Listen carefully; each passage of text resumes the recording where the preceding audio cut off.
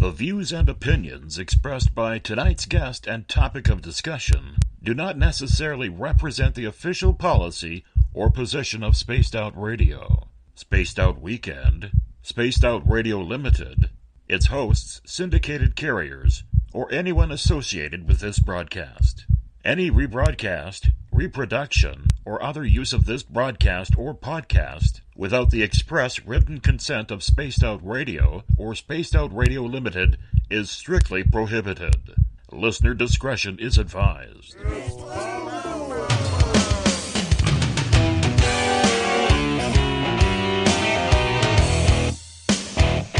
Bumblefoot.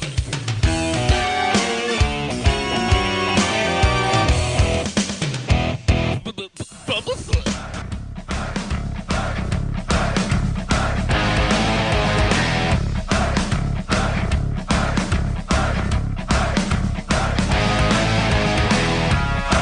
Are you experienced? Stop right there!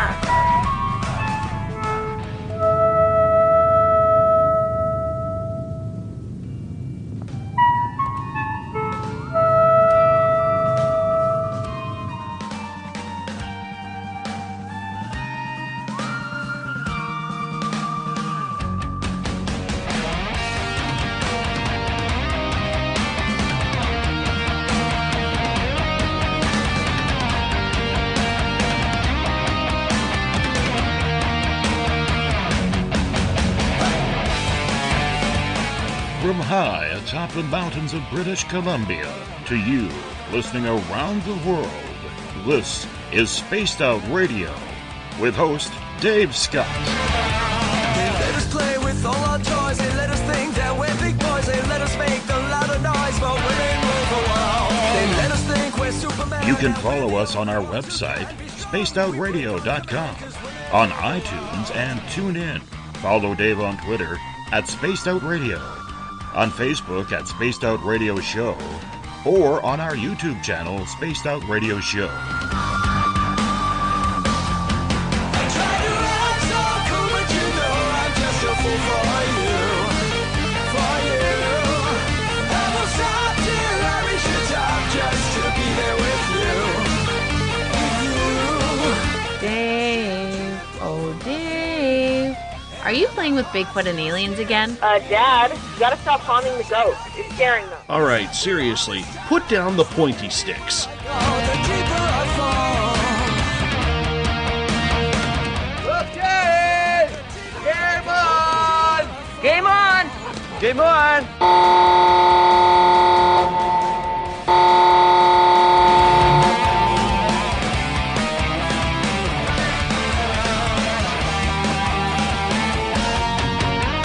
The password is... All right. Buckle up, space travelers. It's time to go for a ride on Spaced Out Radio. Mr. Bumblefoot, Dave is ready for liftoff. I try to act so cool, but you know I'm just a fool for you. Seriously, Dave? Really? Aren't you a little old for a tinfoil hat? Hiya! Toby! Bye-bye! Love you! Bye-bye! Please take your seat about us. We're with you. It's time to take off.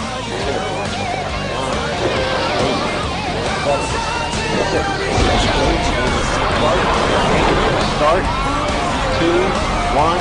Boost ignition and liftoff. I'm such a lucky guy, 'cause after all this time, it's like the deeper I go, the deeper I fall. The deeper I go, the deeper I fall. Good evening and welcome to Spaced Out Radio. Tonight, I am your host, Dave Scott. It's great to have you along for the ride on this Thursday, September 21st, Friday, September 22nd. If you're on the East Coast or across the pond, hope you had a great day and night as we are live for you right here, the Great White North on top of the mountains of central British Columbia, as we are here 7 days a week. We welcome in everyone listening in on WQEE 99 Rock the Key down in Noonan, Georgia, home of the walk Walking Dead. We are live as well on the United Public Radio Network, 107.7 FM in New Orleans, at over 160 countries around the world. We are also live on spacedoutradio.com, Spreaker, KTLK, The Fringe FM, Renegade Talk Radio out of Las Vegas, the High Plains Talk Radio Network, and if you're listening in on Revolution Radio, remember the Double R Machine is a donation station financed by you, the valued listener. Head on over to freedomslips.com and donate today. Like our music, get your horns up for Mr. Ron Bumblefoot THAL, formerly of Guns N' Roses, currently of Art of Anarchy and Sons of Apollo. Bumblefoot is the official sound of SOR. Now, if you want to follow us on social media, you could do so on Twitter, at Spaced Out Radio. Give our Facebook page a like, Spaced Out Radio Show. On Instagram, you can follow me at Dave Scott, SOR. Subscribe to our YouTube channel, Spaced Out Radio Show. Listen to us on iHeartRadio in the United States. Tune us in on TuneIn. Download our shows from iTunes. And, of course, our website is spacedoutradio.com. Now, if you want to take part in this show, you got to do me a favor. You got to sign into one of the chat rooms, either on Rev Radio, Spreaker, the UPRN chat room, or on Facebook. You could become a valued member of the SOR Space Travelers Club.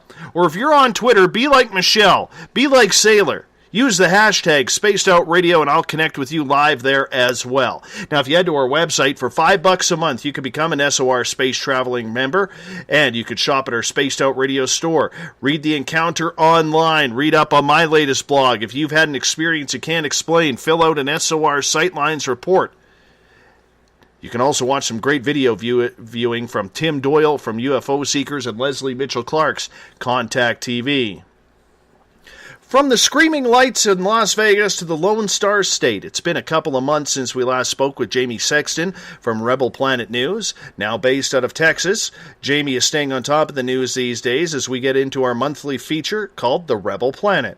From the missiles of North Korea to the chemtrails in the skies above, there's much going on that Jamie is following, trying to find the behind-the-scenes stories to the stories that the mainstream media is reporting on.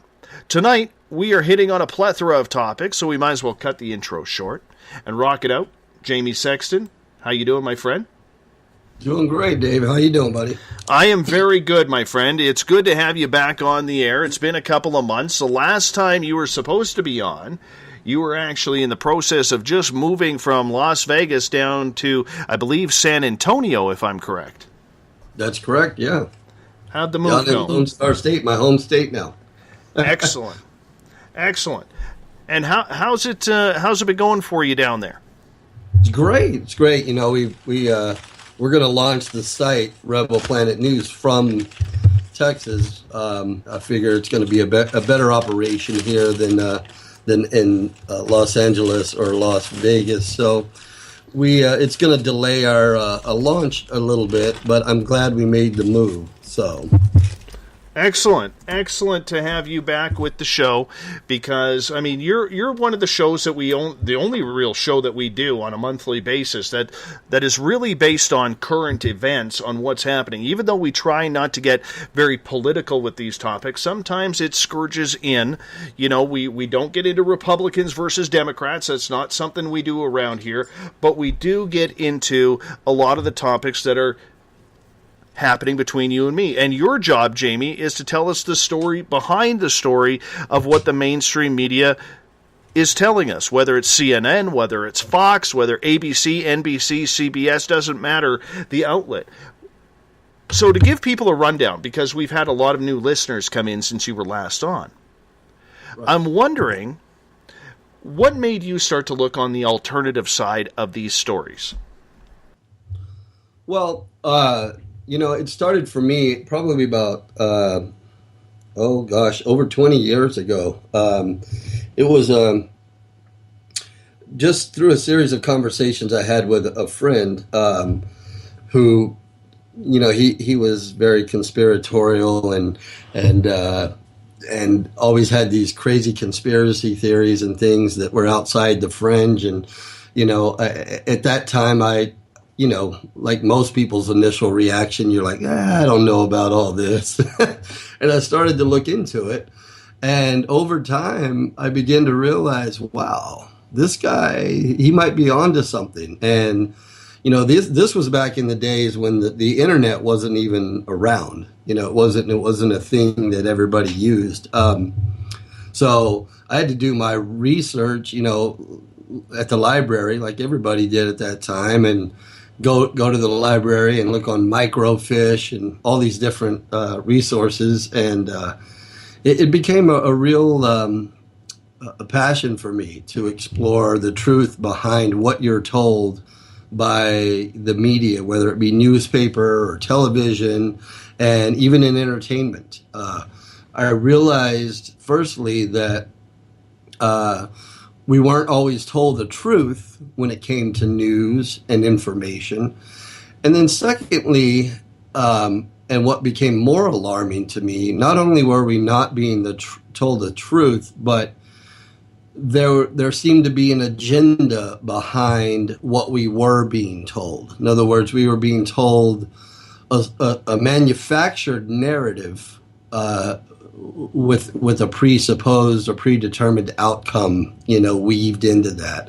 And so that was very alarming to me. So, that's always been an interest to me. And then, politically over the past 15, 20 years, the world has sort of evolved into news 24 hours. We get news around the clock from all these major news networks, and then social media came in, and we're constantly bombarded with information.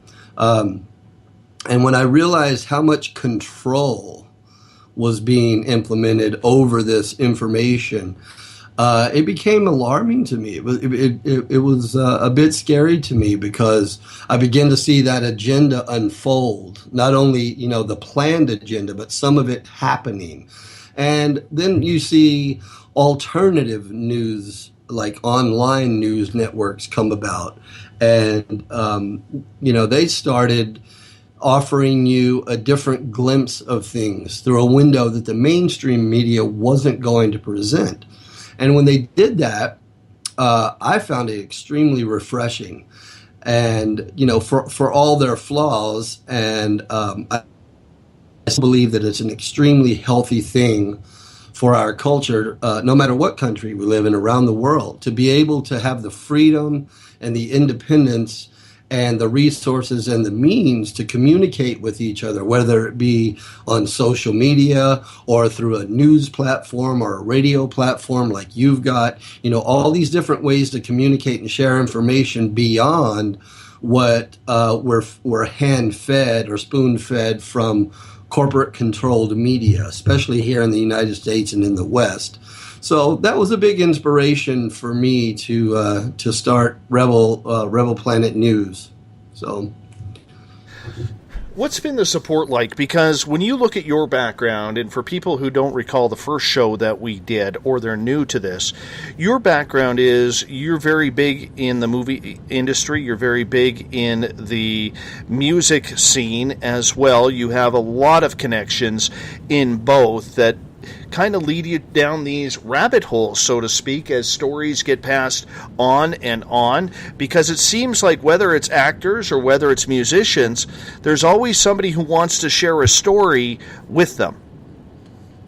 Yeah, there is that. There's that behind the scenes sort of wink and a nod. You get fed a lot of information at private parties and behind the scenes and backstage, and you also catch a glimpse of things that maybe if you know artists and you circulate in that crowd closely, not only the artist, in other words, the persona, but you also get to know a little bit about the individual as a person and the difference between the two. And a lot of times when people talk candidly with you, they will tell you, things about, how they've been nudged in one direction or another to maybe,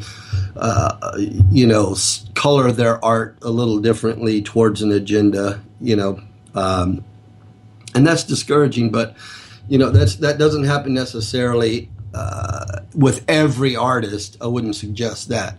But definitely there is this particular brand of influence there throughout the industry, whether it be music or news or movies, where corporations, if you're at that level, try to dictate a little bit of your content and the narrative and the trimmings, the peripheral stuff that you see in music videos or things in the background, just influences. A lot of it's subtle, but some of it's direct, but most of it's subtle.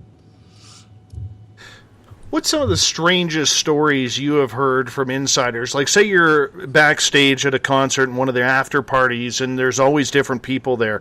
Give us a couple examples of things you have learned from these behind-the-scenes get-togethers. Well, without naming any particular names or anything, there are a few artists that have family members who are, or in one case, married to people who work for the government or work for the media. And I think one of the strangest things I was ever turned on to was a manufactured news story. It had to do with the Gulf War, and I was shown some behind-the-scenes footage of the making of that segment, and it was in a studio. It wasn't anywhere near a war zone. So I watched that, and then we saw something actually similar to that anybody can actually access on YouTube, where CNN actually manufactured a news story during Desert Storm, and so that was quite shocking, because when it was early on when I was turned on to that, and I was like, wow, that's amazing. That really happens, and then, you always get these little like, hey, by the way, did you know, and I think you wanted to touch on chemtrails tonight. That's another example. There's a quite famous comedian that I'm friends with, and I was at his house. I don't think it was Christmas Eve, but it was around Christmas. And we were over there, a bunch of us were over there exchanging gifts and, having a drink around Christmas time. And his brother is actually a pilot, this famous comedian. His brother is a commercial pilot. He was also a pilot in the service, but he's a commercial pilot. And we got to talking about chemtrails, and I pushed him and pushed him and pushed him. He at first he wouldn't budge, and this was all in the course of one conversation. But at first he wouldn't budge, and after a couple of drinks, he loosened up a little bit, and he finally goes, "Okay, man." He goes, "Okay," because he tried to. I kept pressing the point. At first, he was trying to tell me, "Well, these are." Yeah, man, they're contrails. And I said, well, contrail is short for condensation trail. I said, we all know how condensation works. I said, but that's not what we're seeing up there, and you know that, because if it were condensation, in other words, if it were a hot jet engine traveling through cold air, leaving a condensation trail, fair enough. And we do have that with jet airplanes, but basic science tells you that as soon as that air conditions back to what it was before the hot engine traveled through it, that condensation is going to, get absorbed back into the atmosphere and regulate. And but we don't see that. We see those trails lasting all day and fanning out and becoming wispy clouds, et cetera, et cetera. So I pressed him on that, and finally he says, okay, man. He goes, all right, look, okay, so we do, I'll admit, we do dump some jet fuel. And that was enough for me. The fact that he even relented that much was enough to let me know that, you're not telling me everything, So, and I've had other conversations similar to that where, personal conversations where people have admitted things. If you press them enough, get a couple of drinks in somebody, they tend to loosen up, especially if it's a party environment. So Absolutely, and party environments do happen behind the scenes in concerts. That just happens, you know. We know about that, don't we? Not me, man. I've only been backstage once, and that was after Bumblefoot played in Vancouver 3 years ago. Okay. And I was quite surprised that there was not a beer cracked or a joint smoked. Nothing. Nothing. Yeah. Nothing. All healthy. Exactly.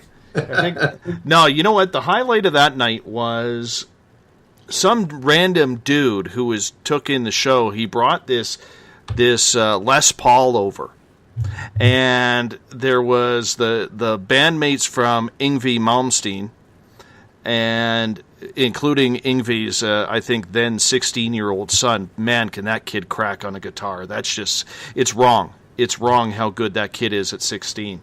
But look at Dad. And then there was Bumblefoot and Gary Hoey and his group.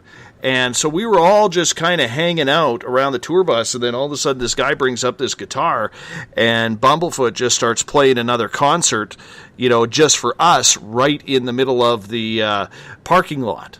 It was fantastic, because there was only about 15, 20 of us there. And, I don't know what it's like to be at a, behind the scenes at a GNR or a Hell Yeah or a 6 a.m. or a Pink Floyd concert or anything like that. But I could tell you, it was just fantastic. And hung out with them till about 4:30 in the morning, and then realized, oh, God, yeah, I guess I got to get home and get up for work in the morning. But that's okay. It was well worth it. Real life set in for you, huh? Absolutely. Didn't matter, though. Didn't matter. No. I can say... on those rare occasions, you got to go for it, man. Exactly. But, one day, I hope that the old spaced out radio allows me, because I'm a weirdo, allows me to get into some sort of behind the scenes concert action, because somebody listens to the show and says, hey, we need to get that dude here. That's what I'm hoping. Fingers crossed. I bet it will happen. I hope so. I hope so. So, anyways, we were talking a little bit about chemtrails there. We've done a couple of shows this week and last week in regards to chemtrails. And I really didn't start noticing them until a number of years ago, probably 5-6 years ago, when I'd be fishing on the river. And, you wake up, it's clear blue sky, you got the sunrise happening, and all of a sudden these jets would go over, heading towards Vancouver or coming out of Vancouver, and the next thing you know, the blue sky is gone. Always wondered, I'm thinking, you know what, contrails, usually disappear. Why are these kind of sifting out, so to speak? Never really took it seriously until about 2013, 2014, when I had a conversation with a friend of mine about it, and he was big into the chemtrail thing about them spraying aluminum and other types of chemicals down on us. Does it make any sense to you what they're trying to do with the potential of geoengineering weather and with the chemtrails? Well, we've kind of touched on this ourselves in a previous show, I believe, and I to be perfectly honest with you, I'm not entirely sure that it is weather manipulation, at least exclusively. I've read all kinds of different things and talked to, we've explored this in some articles, and to the extent of what I can tell, it's not just one program. They may be doing, in fact, some experimental weather manipulation or cloud seeding or this, that, or the other thing. But I don't think that would be exclusively what chemtrails are all about. There seems to be some indications that some of the things that they're spraying wouldn't, because I've talked to meteorologists, I've talked to a lot of different experts in the field of, atmospheric conditions, all sorts of different things and they all sort of think that the chemicals that we do know that some of the planes have been spraying, heavy metals, barium, aluminum, things like that they're not there's not much that those chemicals could do to directly affect the weather in any way. You know, I've seen a lot of models and mock-ups and illustrations and videos and things about how the sun rays would come through these chemtrails that they're making, and then wouldn't be able, those same rays when they bounced off the earth would not be able to return back, you know, where they came from, and then in essence would make the earth hotter. But they all discounted that. They said, no, it wouldn't work that way. It would never work that way. It would have the same effect with keeping the rays from getting here in the first place. So there doesn't seem to be, and I've researched it quite a bit, there doesn't really seem to be any particular reason for them discovered just yet, except for the people that are doing them. They know why they're doing it. But I haven't been convinced necessarily one way or the other what exactly chemtrails are for. I am extremely suspicious of them, and I would venture to say that whatever they're doing isn't good. And the reason I say that is because if it were for good, it wouldn't be a secret program. You know what I mean? They would let us know what they're doing. You usually don't hide things that you're doing in the name of good. You know, you hide things that you're doing in the name of bad. So that in itself lends me to believe that it's probably not a good program, even if it's well-intentioned. For example, let's say that it was for weather manipulation, for the good, hypothetically, if you were to draw that scenario out. Okay, but we know that the chemicals that you would be using for that are not good for human consumption. They're not good to breathe. They're not good on our crops. They're not good in our water. So ultimately, no matter what your objective would be, whether it be good or bad, these chemicals are not safe for human consumption. So I don't like the idea. And this is a global thing. This isn't a U.S. thing. This isn't an American continental thing. This isn't just a West thing. These things have been seen all over the globe.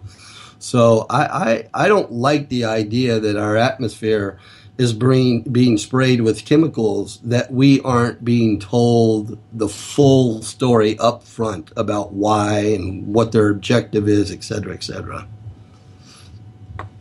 I understand that. And our guest the other night, Patrick Roddy, had stated that since these chemtrails really started coming into effect, which most people noticed it after 9/11, coincidentally, and I don't think the two are correlated at all, but since that has happened, that sunlight hitting the Earth has dropped 22%. I don't know how you calculate that, but considering these chemtrails are blocking sunshine in areas that are supposed to be blue sky, let's take Los Angeles for a moment here, never mind the pollution, but the beaches used to have some of the nicest beaches going, and now everything is hazy with the chemtrails in the air.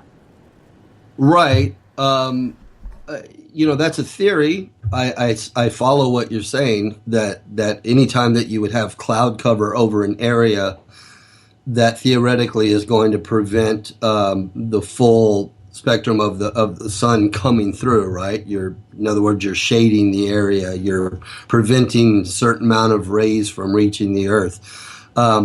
The problem I have with that, because some people have tried to tie that in some way to the idea of global warming, which I have a problem with, but and all sorts of different things. But the problem is that as many of these theories and scenarios as I've tried to explore, there's always a piece of the puzzle missing, if you will. For example, we don't see them over any particular given area all the time. Sometimes you'll see drastic drops in the frequency in which they'll occur over a given area. And then sometimes you'll see them all the time. Like in Vegas, when I was in Vegas for a while there, I would almost see them every day, sometimes in ridiculous patterns, extreme cloud cover over the entire area, day after day after day. But then sometimes you would see a month or 2 months or 4 months where you didn't hardly notice any at all. So the lack of consistency in cover over a particular area gives me a little bit of pause as to, that somebody would be using this, for a particular outcome. In other words, blocking sun rays. Well, why would you only do it, at sporadic moments, and not consistent? It doesn't make sense to me. So, just in that, if I'm just going by the infrequency of it and the sporadic nature of it and the fact that it's global and sometimes it happens a little more over here and a little more over there, it kind of suggests to me perhaps that it has more to do with the chemical than any atmospheric cause or reaction. You follow me? In other words, I'm not sure it has anything to do with the sun or the weather. I haven't been able to really package that thought completely by anything that I've seen. I've heard a lot of theories. I've read a lot of information. Like I said, I've seen a lot of models. To me, it just doesn't make sense necessarily because there's not enough consistency. And it happens in all sorts of weather patterns. It can happen on a clear day when the sky is completely blue and there are no clouds whatsoever. And then next thing you know, the sky is littered with only chemtrails, no natural clouds, just chemtrails. And then on other days, you will have partial cloud cover at a different time of the year. And, you'll see some chemtrails as well. So it's just a really irregular sort of program, whatever's going on. What do you think the purpose of it is, Jamie? I don't really know. Like I said, I don't know, and I've researched it a lot. I've even visited, as we've discussed on the show before, I've even visited a remote base called Evergreen, where these planes that spray chemicals actually land and take off from and load chemicals. I've seen it with my own eyes. So I don't know, but my feeling is that whatever it is, it's in the testing phase. I don't think that whatever the program is designed to do or whatever they hope for it to do, whether it be one thing or a multitude of things, I don't necessarily think that they've got it down yet. I think they're in the testing phase. And my fear is that it's some sort of chemical that they're spraying on animals and the atmosphere and people in a bad way. In other words, to harm us. I know that's out there, and I know that sounds extreme. But again, if there were any, if there was any noble cause to it, any reason for it that we could benefit from, I don't see why they wouldn't just disclose that from the beginning. So my feeling is that whatever's going on, it's in the testing phase. That's what I believe. Do you think then that they are trying to use this as some sort of population control, like a lot of conspiracy theorists believe?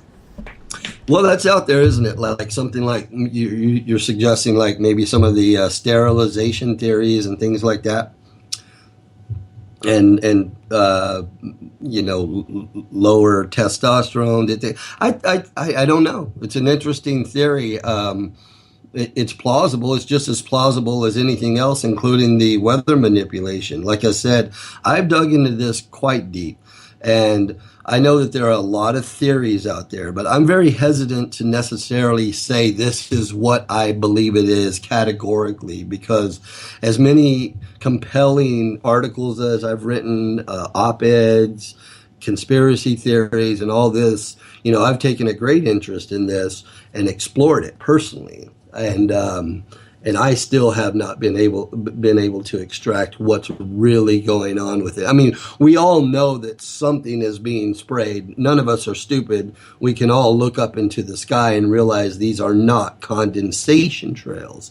So we all know that the planes are definitely emitting something. And we do know from some of the tests that have been done on these chemicals, at least some of them, that they are heavy metals and harmful chemicals. We do know that much. The actual reason for it and even who's funding it there's still a whole lot of gray area as far as I'm concerned. It's still a mystery to me as to why, if they are spraying harmful chemicals down on people, would they not be spraying them on themselves if this was some elite-controlled program? Because let's think about it. A lot of people believe this is coming from the Illuminati or the Bilderbergs or the Rothschilds or whomever it may be, yet they are also living in the same areas where this spraying is occurring. And that just doesn't make sense to me. Absolutely. I agree with you 100%. And that is, that's one of those things you have to consider, not only them, but their children and their grandchildren and, people they care about. So sure, that's a consideration. That doesn't escape me, that point. So I don't know. Like I said, I'm very hesitant to necessarily say exactly what I believe it may or may not be, because there's kind of, questions no matter what trail you go down. I just kind of, what I tend to do with these things is until I'm decided on something, until I feel confident that at least on an internal level, that I know or I feel like this is really what's happening. I'm always hesitant to just say, yeah, man, that, this is probably what's going on, because I don't think that's responsible, necessarily to do. Like I said, what we do know for a fact, because we all can look up into the sky ourselves and see that these airplanes are indeed spraying chemicals and emitting chemicals that are not condensation trails. We can all see that with our own eyes. Anybody that thinks that these are just condensation trails, you're very naive. Go back to science, basic science 101, and you'll discover what condensation is, that they are definitely not condensation trails. So something's being sprayed. We know that. And out of the chemicals that have been able to be tested from these droppings, we know that some of these chemicals are definitely not safe. They're highly toxic for human consumption. And obviously, if they're sprayed indiscriminately over populated areas, that means they're going to be falling on us, our pets, our water supply, our crops, et cetera, et cetera. So I don't think it's a good thing. If there's a noble cause behind it, I think whoever's funding this operation and directing these operations, I think they need to come forward and let us know.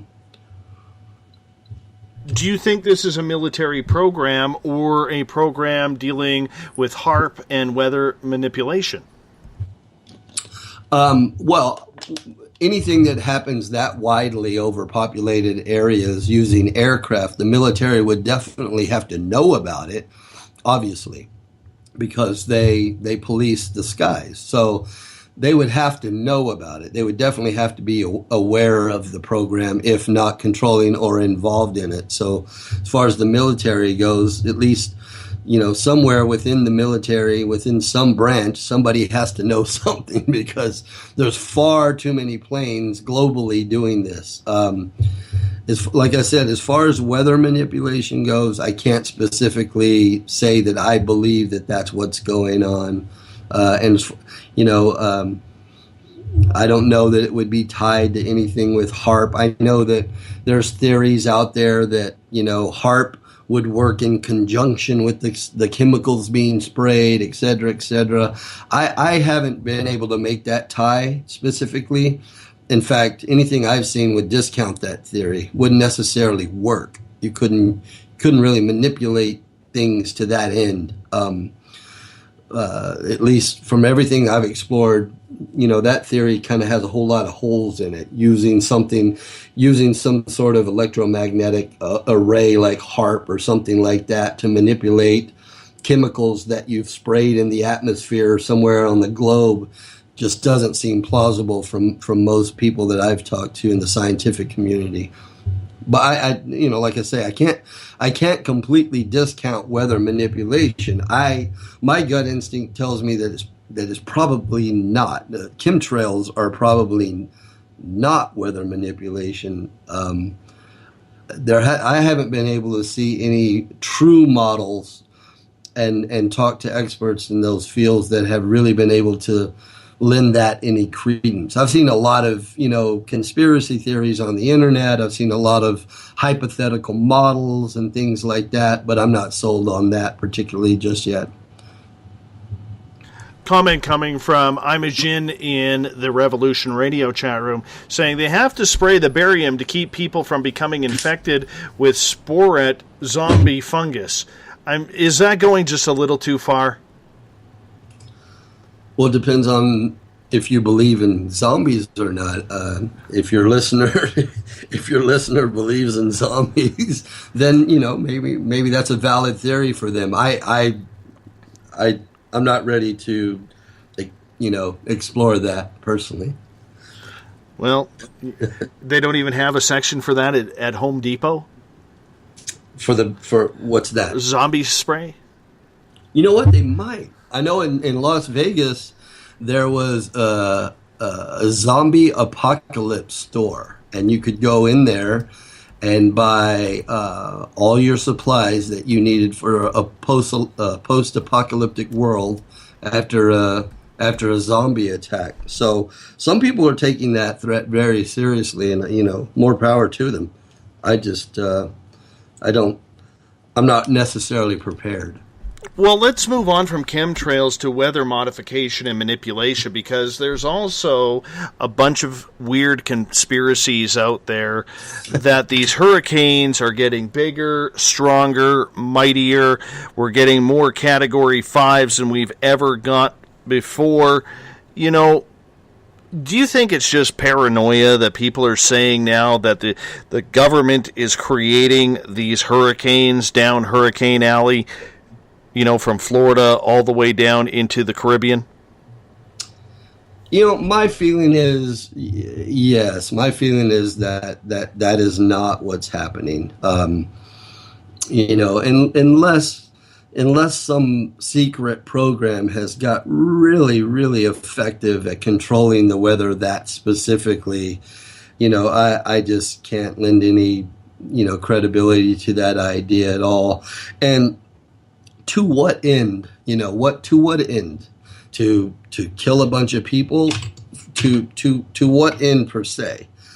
And I say that because we had two major hurricanes. We had Irma and we had Harvey, and we did have a lot of destruction, a lot of loss. But we had very little loss of life. Not that we should have any. I wouldn't suggest that. One life is too many. But it is a natural disaster. But we didn't have massive casualties. So what would be the benefit in destroying infrastructure if you had some massive government program to create massive hurricanes, to do massive destruction? For what? To destroy a bunch of property that's gonna be rebuilt within a few years, and the economy is gonna bounce back? What? To kill a handful of people? It doesn't wash. In my mind, it just doesn't wash out. Anytime anything tragic happens in the world, I think it's a visceral reaction with people that we want answers. So we look for answers, and I think that's good. I think to an extent that's a healthy thing. I do think that it's a healthy thing to explore all ideas. But at some point, you have to question your own theories and you have to question your own ideas. And sometimes you have to stop and look back and see how far down the rabbit hole you've hopped. It just doesn't make sense to me, especially in the case of Harvey or Irma. Why? For what? To what end did anybody benefit from that? It just doesn't make sense to me. So. Well, I mean, the conspiracy theorists out there can sit there and say, well, the insurance companies are getting rich, which makes their stockholders rich, by tearing up these islands and these multi-million-dollar homes and resorts. That's a lot of insurance money. It's a lot of insurance money being paid out. So it's true that. That's not a gain. That's a loss. So I don't think that. Now, if you want to say that the construction business that is going to have to rebuild that on the money paid out by the insurance companies, well, sure, maybe, but I wouldn't. That, you could theorize all day long. I just don't see it as a plausible theory, to be honest with you. I think in both cases, it was a natural disaster and it was tragic, and those things happen. And, within the next 10 years, somebody's going to catch a bigger fish than has ever been caught before. Does that mean the world is changing? Or does that mean that odds are that somebody someday is going to catch a bigger fish than has ever been caught before? You know what I mean? Sometimes you just have to consider that. Mm-hmm.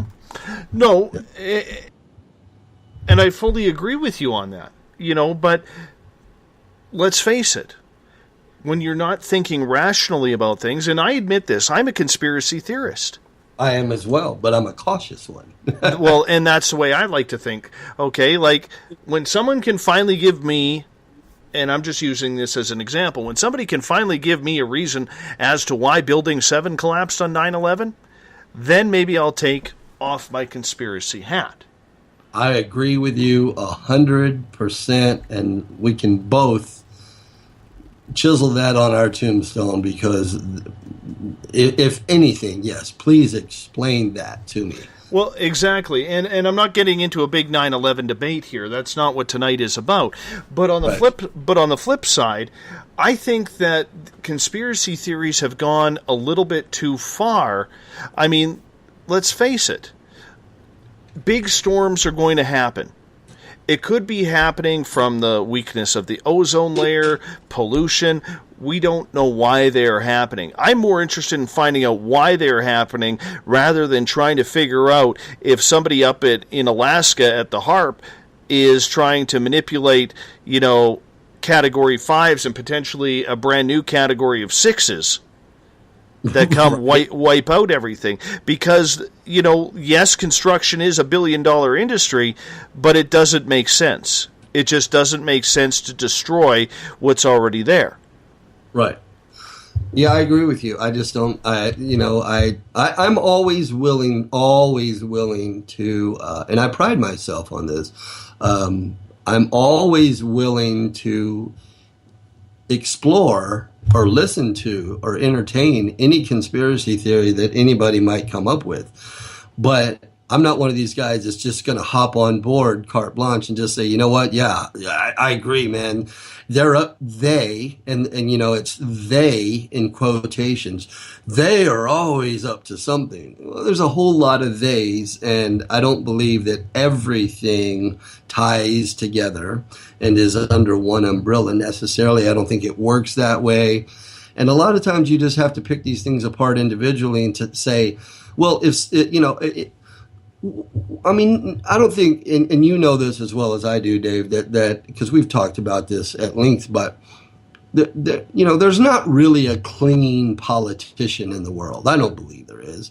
I don't believe there's a clean politician in the world. Some of them are probably better people than others, et cetera, et cetera. But we all know that, in the world of politics, in the world of business, in the world of power, no matter at what level, whether it be some small town, city council member, all the way up to the president of Nairobi, there's going to be corruption in power. We know that. It's just It's a fallibility. It's a characteristic of humans. That's just the way it works. We know this. So once you understand that and you accept that, then you can relax a little bit on the idea that, oh my God, I don't think they wouldn't do that. You can allow yourself to explore alternative ideas. It doesn't mean you have to commit to them, but responsibly explore them. And by responsibly, I mean, don't stop short of exploring to your satisfaction. But on the other hand, don't go so far down the rabbit hole that you're committed to a conspiracy theory and you must make these pieces of the puzzle fit. It's those, because for me, it's those ideas and those alternative theories that after you're a skeptic, right? After you've entertained these ideas, like 9/11, I mean, at one point, for me personally, on 9/11, once I reached about 300 bullet points on my personal list that were just stood out like a red thumb, like Building 7. Once I got into the hundreds of bullet points, I had to. For me, I had to say, okay, something's not right. Something's not right with the official narrative. I've been very discerning and I've responsibly explored this topic. And for my own personal satisfaction, I am confident that what we were told about 9/11 in the official narrative is absolutely not the real story. From my own personal analysis, because I was very careful in my own personal analysis to arrive at that position. But if you pre-commit to something, you can get into some very dark arenas out there and not look back. And I don't think that's responsible. Let's get to a question from Dennis here. And we got about 5 minutes before we got to go to break here, 4.5. He's saying, why doesn't anyone propose that science is trying to do the opposite of anything negative? Let's say knowing that destructive weather is heading our way and they are knowingly trying to minimize it. That would be a great thing. And, let's hope that somewhere in the world somebody would be doing that. On the other hand, like I said before, if we're talking about something like chemtrails, right, or HARP, which people, we haven't necessarily even, confirmed that HARP has anything to do with weather. As far as I'm concerned, that's still in the arena of conspiracy theory. So we don't necessarily know that chemtrails or HARP have anything to do with weather manipulation. But let's entertain your guest question for a moment and assume that they did. And let's assume that they're for the betterment of mankind. In other words, to control weather to a positive end. Why don't they just tell us? You see what I'm saying? The fact that they don't disclose that is suspicious. So that leads people to believe that it's negative, So it's you can't really fault anybody for being cautious of information that's being withheld from you. We got time to squeeze in another question. This one comes from one of our newest listeners, Sunny. And she is asking, Jamie, what do you think the motivation behind chemtrails are and why the ones doing it don't just use less chaotic, dangerous means? Or is this just a distraction from the real activity of these evil secret organizations? Well, again, I don't necessarily know. I don't have any personal knowledge to confirm what they are. I wish I did because I have explored it. But, I don't, again, my instinct and my hunch on this is that whatever they're doing, even if it is aimed at a good cause, they're probably not doing it in a healthy way. For example, let me give you a quick example before we go to break. We talk about growing crops for food, right? Well, we all love the fact that we can get corn and tomatoes year round at the grocery store, right? Well, in history, you wouldn't be able to do that. And back in history, you would not be able to get fresh fruit year round. You would only be able to get it when it was in season. But because of manipulation of crops and chemicals and pesticides and these types of things, and enhanced soil and all these different manipulations of things in farming and agriculture, we've been able to do that and meet the surplus, the demand, right? But in turn, for having all these products and these big, healthy looking products in the produce section, we've actually sacrificed a bit of the quality, and we've used a lot of harmful chemicals to get there, right? So I would say that it's the same thing. If you were manipulating the weather to an end for good, they may be using harmful ways to get there. You see what I'm saying? So that's my suspicion, no matter what their program is for. I don't think they're telling us the truth for a reason. I get that, and I get that they have to keep some things secret.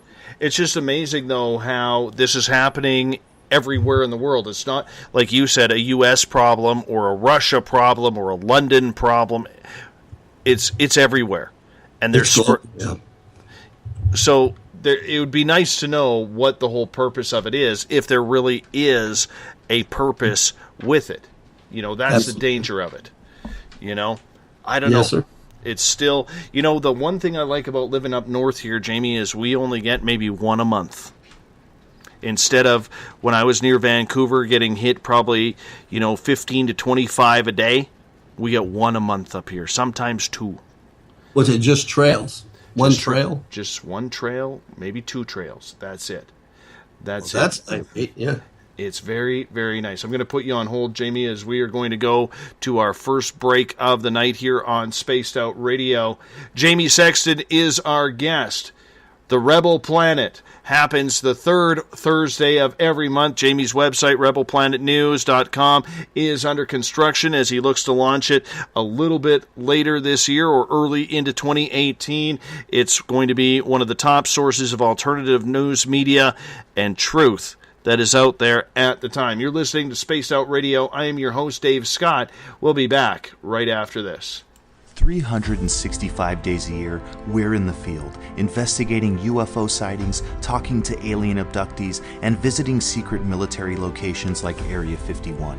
We're UFO Seekers, official partner of Spaced Out Radio. Follow our daily search for the truth at ufoseekers.com or like us on social media. Catch us on Spaced Out Radio every third Monday of the month as we discuss Area 51, UFOs, and more. And also, don't forget to subscribe to us on YouTube.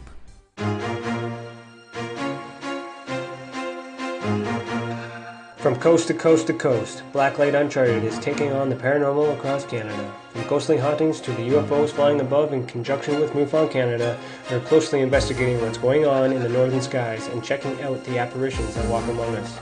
Check out our videos right here at spacedoutradio.com. We want to know your thoughts, we want to hear your experiences, and we want you to share your stories. The answers are out there, and we intend to find them. Would you like to become one of our space travelers? All you have to do is click on the Space Travelers icon at spacedoutradio.com. For only $5 a month, you can get access to some great prizes, as well as private monthly shows, newsletters, and a members-only section on our website. Become a space traveler today. It's paranormal news at its finest. Welcome to The Encounter. At spacedoutradio.com, The Encounter online is SOR's trusted news source for everything weird and strange going on around the world. This is news editor Eric Markham. Our team of journalists are scouring the planet for those strange stories that rarely make the mainstream. No fear-mongering or fake news here. Head over to spacedoutradio.com and encounter The Encounter. Want to learn more about aliens, cover-ups, conspiracies, cryptids, and the paranormal? All you have to do is tune in S4 as we take over Spaced Out Radio Night, starting at midnight Pacific, 3 a.m. Eastern, each and every Saturday night, right after Spaced Out Saturdays. Hi there, this is Eric Cooper from Forest Moon Paranormal. Join me, Corey Ruiz, and friends as we discuss the hot topics of the night. It's fun, entertaining, and as dark as the night. Find us at spacedoutradio.com.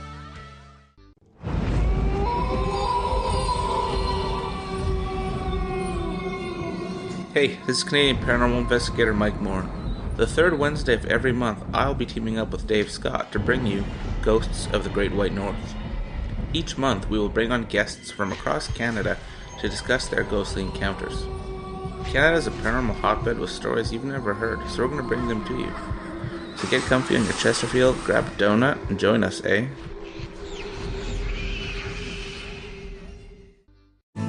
Are you an experiencer? Have you had run-ins with strange creatures you can't explain? ETs, Dogman, Bigfoot, werewolves? They're enough to scare the daylights out of anyone. Hi there, I'm Butch Witkowski from your 4-Cop. And on the last Monday of every month, you can listen to me and the host, Dave Scott, talk about the weird and the strange being reported on Spaced Out Radio. I'm going to bring my investigations and sources, you bring your experiences, and we'll figure out the rest together.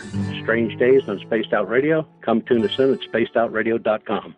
Want a place to share your experiences without feeling judged? We have the place for you. If you've experienced sightings or contact with ETs, ghosts, cryptids, or UFOs, and you'd like someone to confidentially look into the matter, just fill out an SOR Sightlines report. Our goal is to help you get the answers you need to the experiences you've had with our professional team of researchers. Your information stays 100% confidential. The SOR Sightlines report. Fill out your experience today only at spacedoutradio.com. Psychic Sundays, spiritual communication, ET contact, Sasquatch in your backyard. We will have it all on Cosmic Passport with me, Elizabeth Anglin. Each Sunday, starting at 9 p.m. Pacific, midnight Eastern, at spacedoutradio.com, I will take you on a journey of enlightenment. The goal is learning from the soul on out. We'd love it if you joined our experience, Cosmic Passport, heard Sundays at spacedoutradio.com. Are you interested in advertising on Spaced Out Radio? Head to our website at spacedoutradio.com and click on our advertising tab. There, you will find an assortment of ways you can get your product out there with us, from radio commercials to banners and social media. Have a product you like our hosts to endorse? We can do that too. Visit spacedoutradio.com for more details. From British Columbia to Northern California, Pacific North Weird has Cascadia covered. Check out our feature videos at spacedoutradio.com, where I, Vincent Zunza, and my super sleuth partner Alexandra Sullivan track down the weird and strange stories from around the Pacific Northwest, from Bigfoot to Mel's Hole and everything in between. This is what makes life exciting. So why report the normal when we can report the Pacific North Weird right here at spacedoutradio.com. Don't have time to listen to Spaced Out Radio live? Wherever you are, the car, the office, the shower, or even if you're traveling, we're right here for you. Each Spaced Out Radio show can be found on iTunes, TuneIn, and on our YouTube channel, Spaced Out Radio Show. It's the perfect way for you to catch up on our shows. For more information, just head over to our website, spacedoutradio.com, and tune in to us today.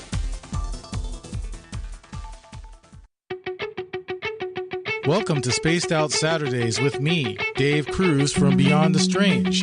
Our weekly feature on spacedoutradio.com will take you around the world discussing everything from the paranormal to the latest conspiracies from the top guests in their fields. We won't leave any story uncovered. Spaced Out Saturdays at spacedoutradio.com starting 9 p.m. Pacific, midnight Eastern. The views and opinions expressed by tonight's guest and topic of discussion do not necessarily represent the official policy or position of Spaced Out Radio, Spaced Out Weekend, Spaced Out Radio Limited, its hosts, syndicated carriers, or anyone associated with this broadcast. Would you like to connect with us? Head to spacedoutradio.com for all your latest show info. And hit us up on Twitter using the hashtag SpacedOutRadio. Now, back to Dave Scott and SOR.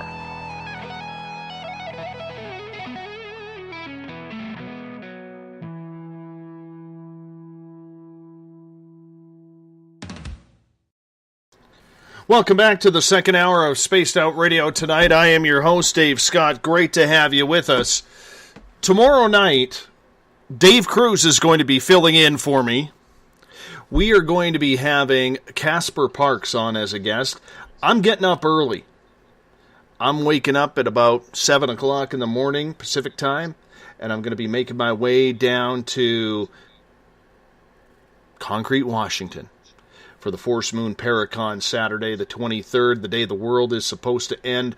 So we'll see if it does. If so, I'll be in Washington State, seeing it happen firsthand with a lot of paranormal friends as well. So Dave Cruz in the hot seat tomorrow night for Spaced Out Radio. Casper Parks is his guest, 9 p.m. Pacific, midnight Eastern time at spacedoutradio.com. We want to welcome in everyone listening in on WQEE 99 Rock the Key down in Noonan, Georgia, home of The Walking Dead. We are live as well on the United Public Radio Network on 107.7 FM in New Orleans and over 160 countries around the world. We are also live on KTLK, The Fringe FM, Renegade Talk Radio out of Las Vegas. And if you're listening in on Revolution Radio, remember the Double R Machine is a donation station financed by you, the valued listener. Head on over to freedomslips.com and donate today. Bill Cardwell has set the password for tonight in the SOR Space Travelers Club. Zeitgeist. Zeitgeist is your password for tonight. Bill sets a password each and every night right here on the mighty SOR. Now, if you want to follow us on social media, you could do so on Twitter at Spaced Out Radio. Use the hashtag Spaced Out Radio if you want to connect live with me during the show. You could give our Facebook page a like, Spaced Out Radio Show. During the show, you can also chat in the SOR Space Travelers Club on Facebook. All you got to do is sign up for that. And you can follow me on Instagram, Dave Scott SOR. You can also listen to us on iHeartRadio in the United States, TalkStream Live, TuneIn, as well as you can download and subscribe to our shows on iTunes. Our website is spacedoutradio.com, where we have a plethora of features for you, including joining the SOR Space Travelers Club for $5 a month, rock out to some Bumblefoot, read the Encounter online, shop at our Spaced Out Radio store, or watch some great videos from Contact TV and UFO Seekers, everything at spacedoutradio.com. Tonight we are talking with the Rebel himself, Rebel Planet News, Jamie Sexton, who comes in this program the third Thursday of every month. His next appearance will be on Thursday, October 19th. Jamie, welcome back. Mm-hmm. Thank you. How's your nuts? They're good. During the break, Jamie was pounding back a bunch of mixed nuts, so that's why we had to ask that. How's your nuts? It's all good. It's all good. I'm sure all your friends listening in are probably killing themselves laughing right now because they know you a little too well. But that's okay. That's very much okay. Yes. You know, it is all good. It is all fine. You know, we were talking about chemtrails and weather modification in the first hour. But here's one that kills me. How many times do we have to have a set date for the world when it's going to end? The next date is apparently September 23rd, which is 2 days from now on my timeline, 1 day from now on your timeline, and everybody else east or across the pond. I mean, this is getting ridiculous, is it not?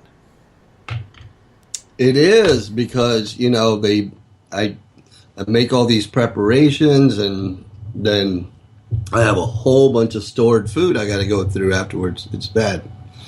I don't know.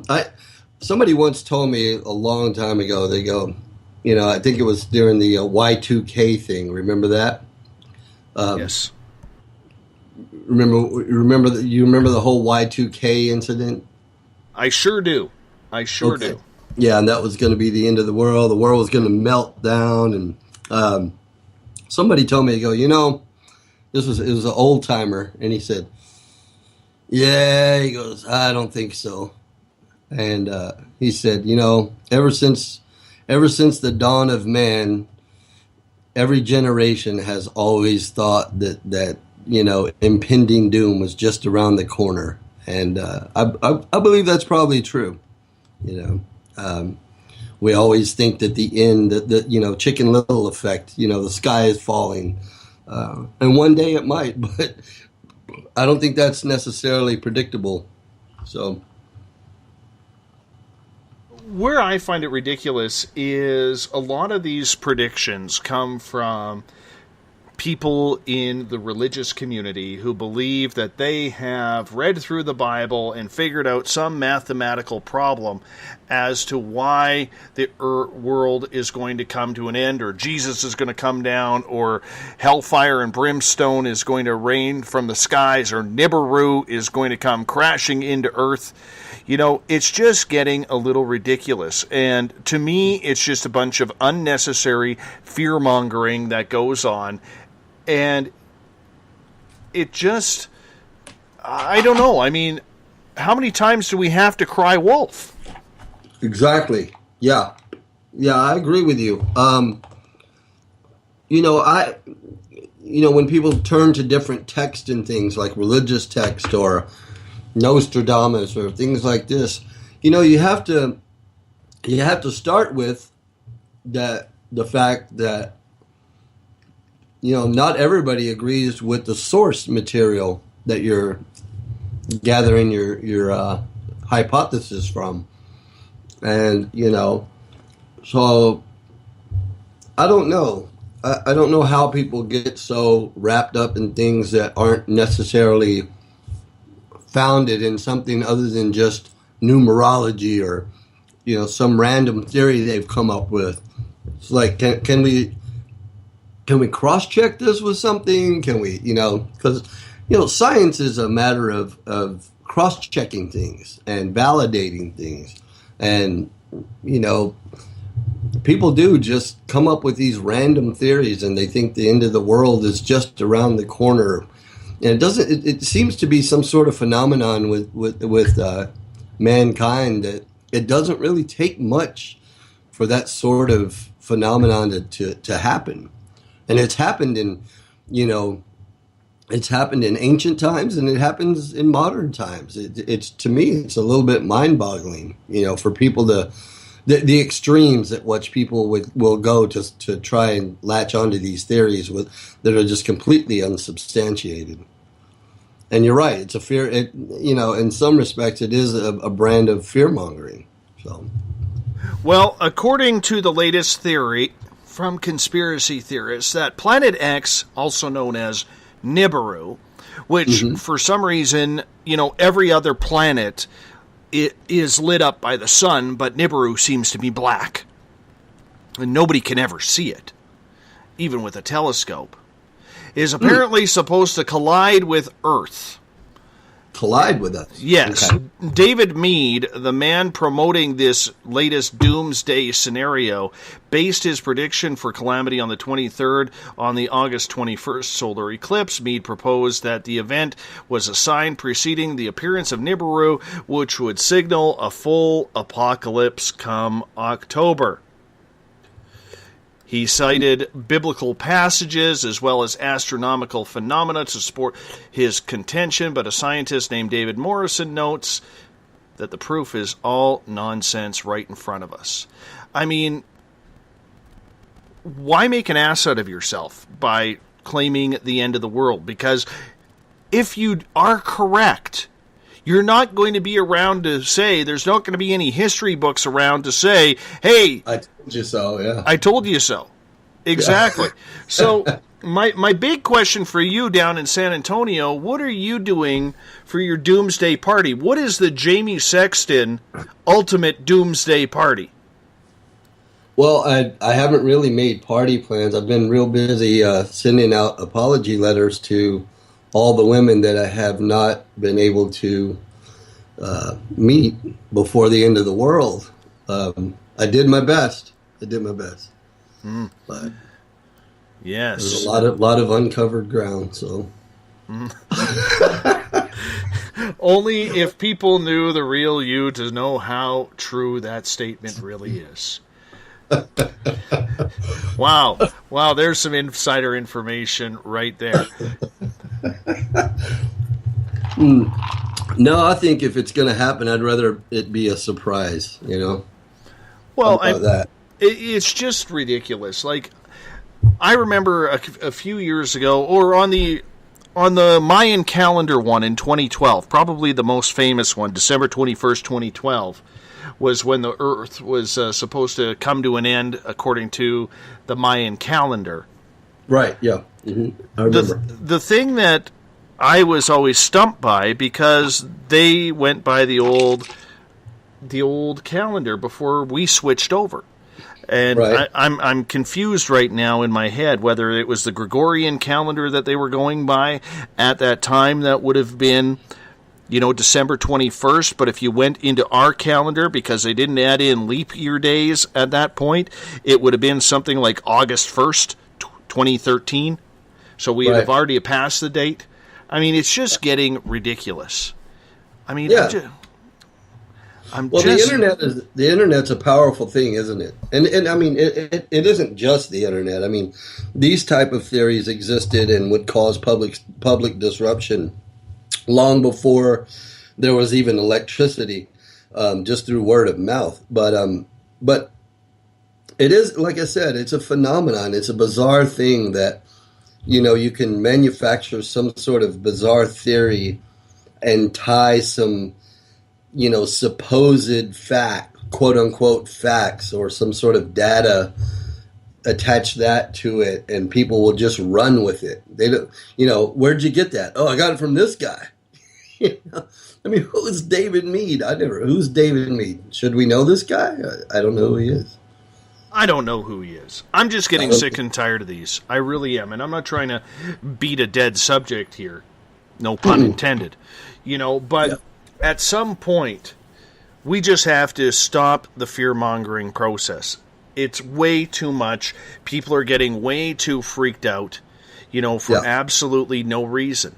And I think it goes back to what I was saying earlier about, if someone has a theory about something great, if you haven't made it up, if you haven't manufactured it out of thin air or with some sinister ulterior motive, and you truly believe that there's some weight behind your theory, fine, let's hear it, and let people explore it. But if you're just hypothesizing that the end of humanity and the end of the planet is coming, and you have no real data, no real anything of substance to back that up, take a hike. You're wasting everybody's time.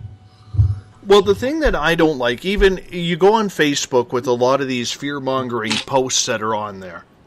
Yeah. Whether it's, they always come with the caption, the mainstream media didn't want you to see this. Well, yeah. I mean, that should be your first inclination that it's a bogus story. Number one. But number two... If you've got to lead with that, But number two, Jamie, as a former media guy who worked in mainstream, whether a lot of the stories are fake, fictitious, rambling on with no real focus, that's one thing. But if it is real hardcore news that is going to affect the planet, we would hear about it through we would hear about it in an instant. Yeah, I agree. We got a lot of people asking, what are you drinking right now? Are you sipping out of a straw? I'm not allowed to say what I'm drinking. Coca-Cola, and some other liquid. Yeah. Could we potentially get a sponsor out of that for this show? I hope so. Well, I hope so. Excellent. Yeah. Well, you know what? It could be something that brings a little Latino heat to your life now that you're in Texas. Yes. I'm so glad to be home. Absolutely. Took me a long time to get back, but I love it. Absolutely. But the whole point is, the mainstream media, and you would agree with this, that if something catastrophic like a meteor coming towards Earth and there was no way that we were going to stop it, or the militaries of the world would have to combine to send some sort of nuclear weapons up into space quickly to blow this thing up before it collided with us, essentially the mainstream media, love them or hate them, they are going to report on it. Would you agree with that?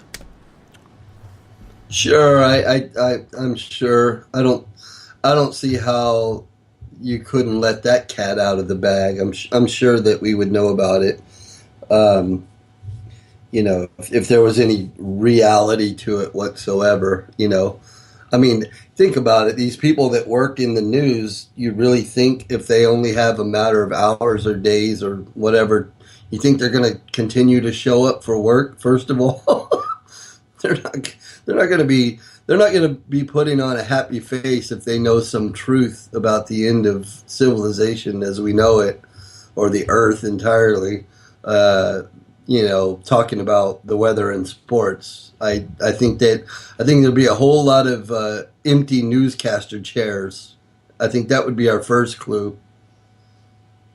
No, and I fully agree, but it would be announced. I mean, we can't say that the media is so fickle that they're going to hide from us, whether it's CNN, whether it's Fox, whether it's the Canadian Broadcasting Corporation up here or BBC in Britain. They're going to get together and they're going to figure it out, you know? Yeah, I agree with you 100%. You know, so I'm just getting sick and tired of these dates and these people trying to make themselves look like martyrs, but in reality they're making themselves look like fools. Yeah, I agree. Like I said earlier, you know, it's I'm all about exploring everything. You know, if you have a thought, explore it. You have a theory, explore it. Somebody else has a theory you find interesting, explore that. But be careful and be responsible about it. You know, don't be malicious about it. Don't be deceptive, and don't go too far down the. You know, I always like to use the expression, "Don't be so open-minded that your brains fall out." So, well, that means I got to put my tinfoil hat away. Yeah. You know, you still have that thing? I do. It's right beside me. It's right beside me. I lost mine. I got to find it. Well, you know what? You have to. It's probably in one of the boxes. Probably. I think. Yeah. You know, somebody wrapped a turkey in it. It's not even close to Thanksgiving yet. Not even close. Although mine up here is just a couple of weeks away. Just a couple of weeks, because we do our Thanksgiving in October. That's right, because you guys didn't have pilgrims, right? You didn't have No. Yeah. But I did stand earlier this year on the same spot where the pilgrims landed. Did you? That was kind of cool. That was very cool to be able to stand Plymouth Rock? Right at... well, it wasn't Plymouth Rock. It was where the Mayflower landed, at Provincetown, Massachusetts. Well, what was Plymouth Rock? You're the American. I don't know. Yeah, I don't know, but I don't even know why. Why do we get to claim the Pilgrims? I mean, this wasn't even a country yet, so why do we get? I don't understand that. I don't know. I really don't. We hog everything here, don't we? Well, you know what? You got Home Depot, so that's all that matters. I like Home Depot. I love Home Depot. It's my favorite place. Can we get another sponsor, please? Well, you know what? See, I have to let everybody in here because Jamie tagged me in a post on Facebook earlier today. He posted something where he was looking at his computer a little bit. Was it yesterday or this morning or something along that line? It was this morning. Yeah. And he had a stack of Home Depot receipts underneath his computer screen. So I had to ask him what the addiction was, because I just don't take Jamie for a Home Depot kind of guy. Who knew, right? But I love it. Yesterday I picked up, or day before, I picked up a chainsaw and one of those massive backpack leaf blowers. I spent most of the day today with that leaf blower attached to my back with a set of headphones listening to rock and roll while I was blowing leaves today. I'm all about it, man. I like to get my hands dirty. And what was the rock and roll? Oh, man. Well, here in San Antonio, I grew up on this particular radio station, 99.5 KISS. And so I hadn't listened to it since I've been back, so I put it on. And apparently they're in a time warp. They're playing the same playlist that they were when I left here. So It was all the old stuff. ZZ Top, Metallica, all of it, all the good stuff, man. Very nice. And here I thought you would have had your Boys from Hell Yeah cranked up on your iPod or something like that. Oh yeah, I always make time to listen to that stuff. You bet, absolutely. Yeah, absolutely. I think they're going back in the studio to start recording at the end of the year here, and I think they're going to finish recording the early part of next year, as far as I understand it. Yeah, and they'll probably release something sometime in 2018, maybe. But the record they just released has a whole lot of life left in it. So that's a good album. Yeah, it's a great album. Absolutely. And just so people know, you, if I'm correct, you've known Vinnie Paul from Pantera and the late Dimebag Darrell for a long time. You guys have been best friends for a long, long time. Yeah, I first met Dimebag. Probably met him in 86, 87, somewhere around there, 88, somewhere in there. And then Vinny and I became close later in years, and especially out in Vegas, because I'd moved to Vegas, and then he ended up moving out to Vegas and buying a house out there. And many wild nights gambling and going to shows and tearing the town up.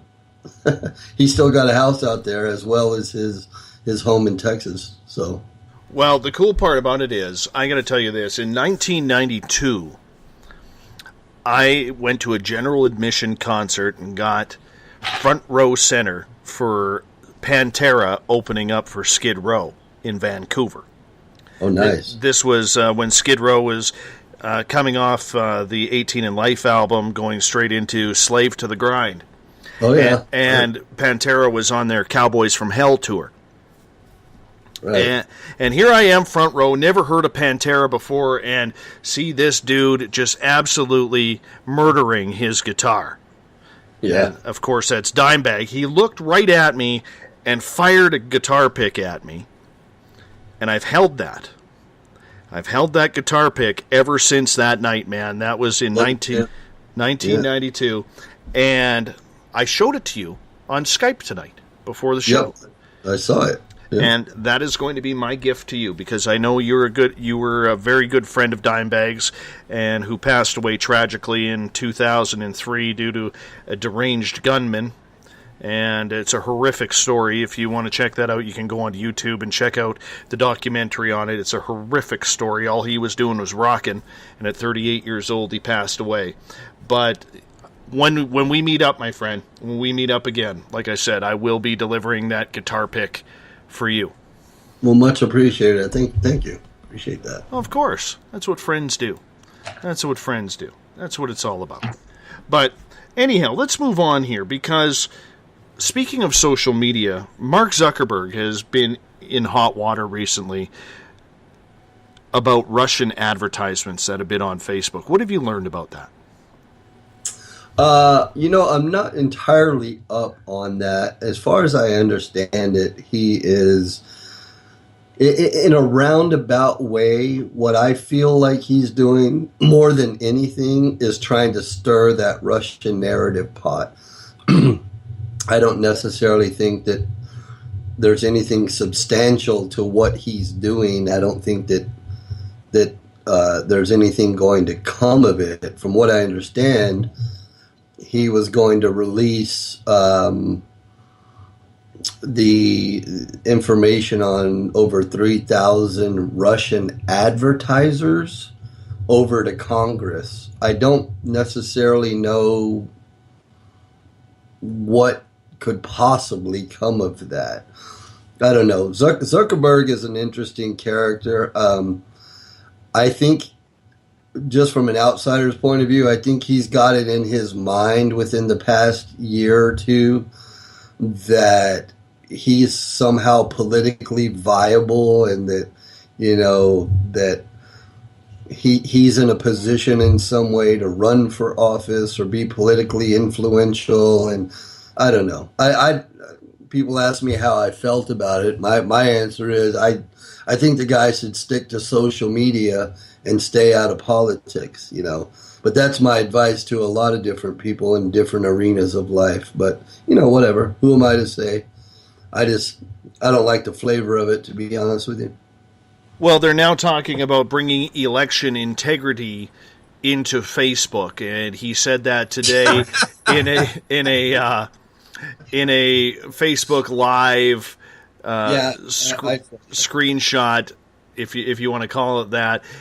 But there has been talk, and this is where it gets a little testy now, because if he is doing this with Facebook, yet pundits on the Democratic side are now saying that he could be one of the top 10 to lead the Democratic Party into the 2020 election. Well, that's you know, we'll see. You know, people can say those things. We're a long way from anything like that even being reality, so who knows? Well, I also heard that Dwayne "The Rock" Johnson is also going to be running, so you just never know. But we'll see what happens. I asked Mark personally when he was doing one of those things. I said I asked him directly. I said, Mark, does Facebook actively censor or filter particular political opinions from its format? And he got all sweaty and didn't answer. So, he's always done that. I saw him in an interview once early on in when Facebook was relatively new, and he did a big interview, and the host of the show asked him about privacy issues, and he visibly got sweaty, just like he did when I asked the question. You know, like the guy, I don't know, he's not really prepared on that level to handle those kind of questions, and I think with good cause. I don't think, I don't think politically speaking that Facebook is neutral. You know, I think they there's a lot of bias in Facebook, you know. So, but hey, you know, he started it. I guess he can do what he wants. It's funny because a couple weeks ago, myself and Everett Thiemer were discussing on this show the fact that, you know, there's signs, and a lot of people have had this happen. I've had it happen myself, where all of a sudden, say I'm talking about a certain type of product, and next thing I know, my Facebook feed is, even though I haven't researched it online, is filled with that type of advertisement, almost like they're hearing through my phone keywords on what to put in advertisement on. Yeah, you know what's interesting about that? That technology does exist. Okay, those dots can be connected, and I believe are definitely being connected.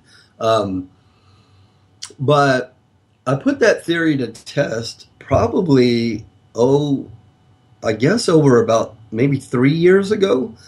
We mentioned Hell Yeah, the band, earlier, and their newest guitar player, Christian Brady, is a really, really good friend of mine. And I'm not even sure he was in the band yet at that time. But anyway, one night we were watching TV, late in the night, and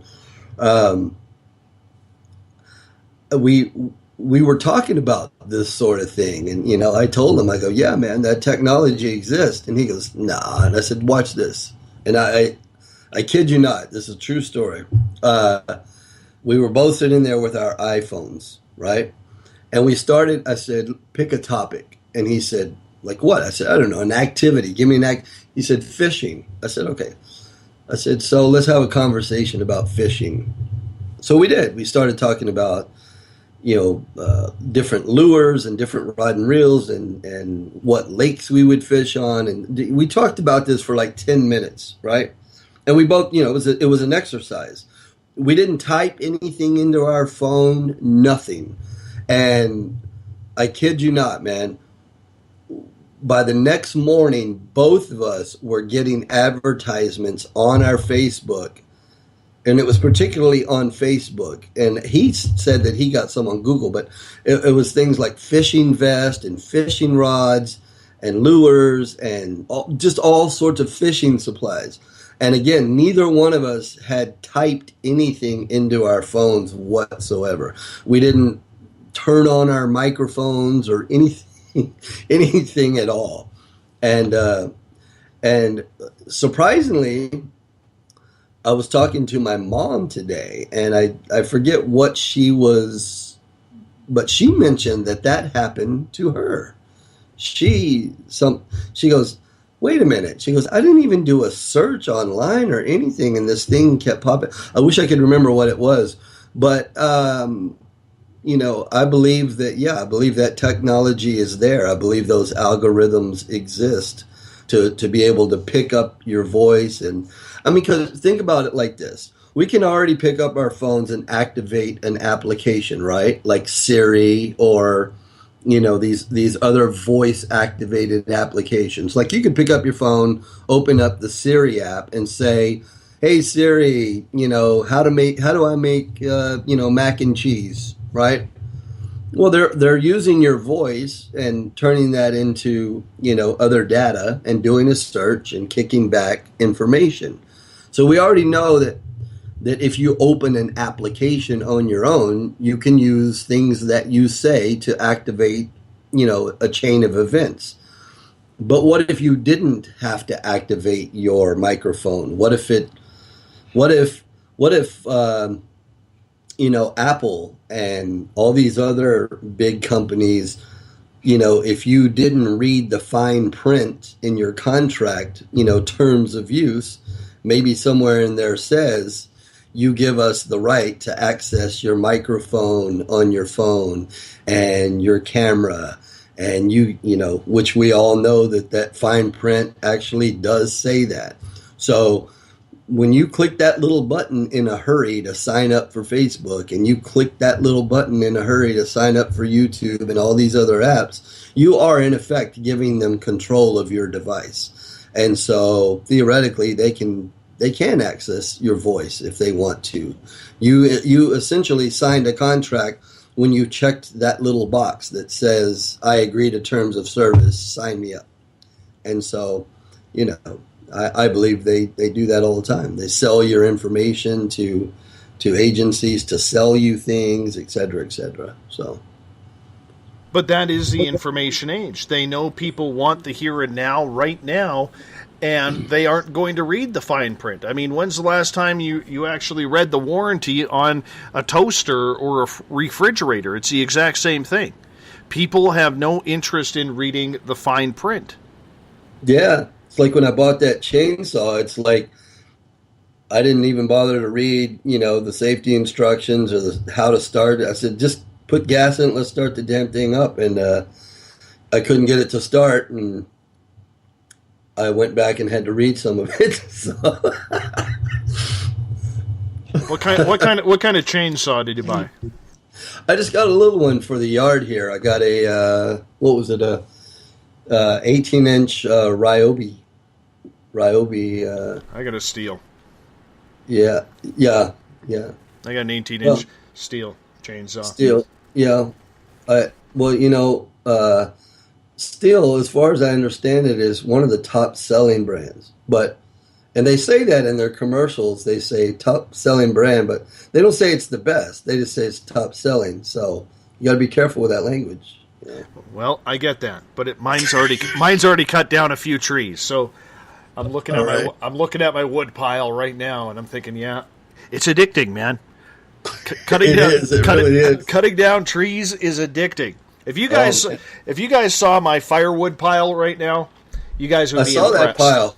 Yeah. Have you tried leaf blowing though? I'm going to highly recommend that for you. No, that's next. Okay. See, yeah. I don't get a lot of leaves. I get a lot of pine needles. I thought Canadians had oak leaves everywhere. No, everywhere. Man. I'm in the middle of a real forest. I'm not in Ontario where the trees are all. Oh, you're not. Yeah, you're not in the city. No. You're in real Canada. I'm in the real Great White North. I'm in tundra land, man. You have moose and bear. I do. I do. Actually, the other day we were out. I'll tell you a little story here. Way off topic, I understand. But sometimes it just goes that way when we're on the air. I actually, where my friends and I found a 12-inch Sasquatch print. We went, my friend Mark and I, and Mark's been tracking animals for 30 years in BC forests.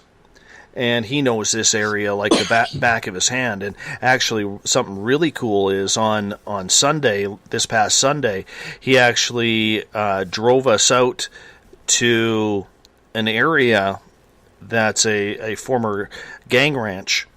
And there are wild horses there. So I got to see wild horses for the first time, which was really cool. I saw that on your Facebook. Yeah.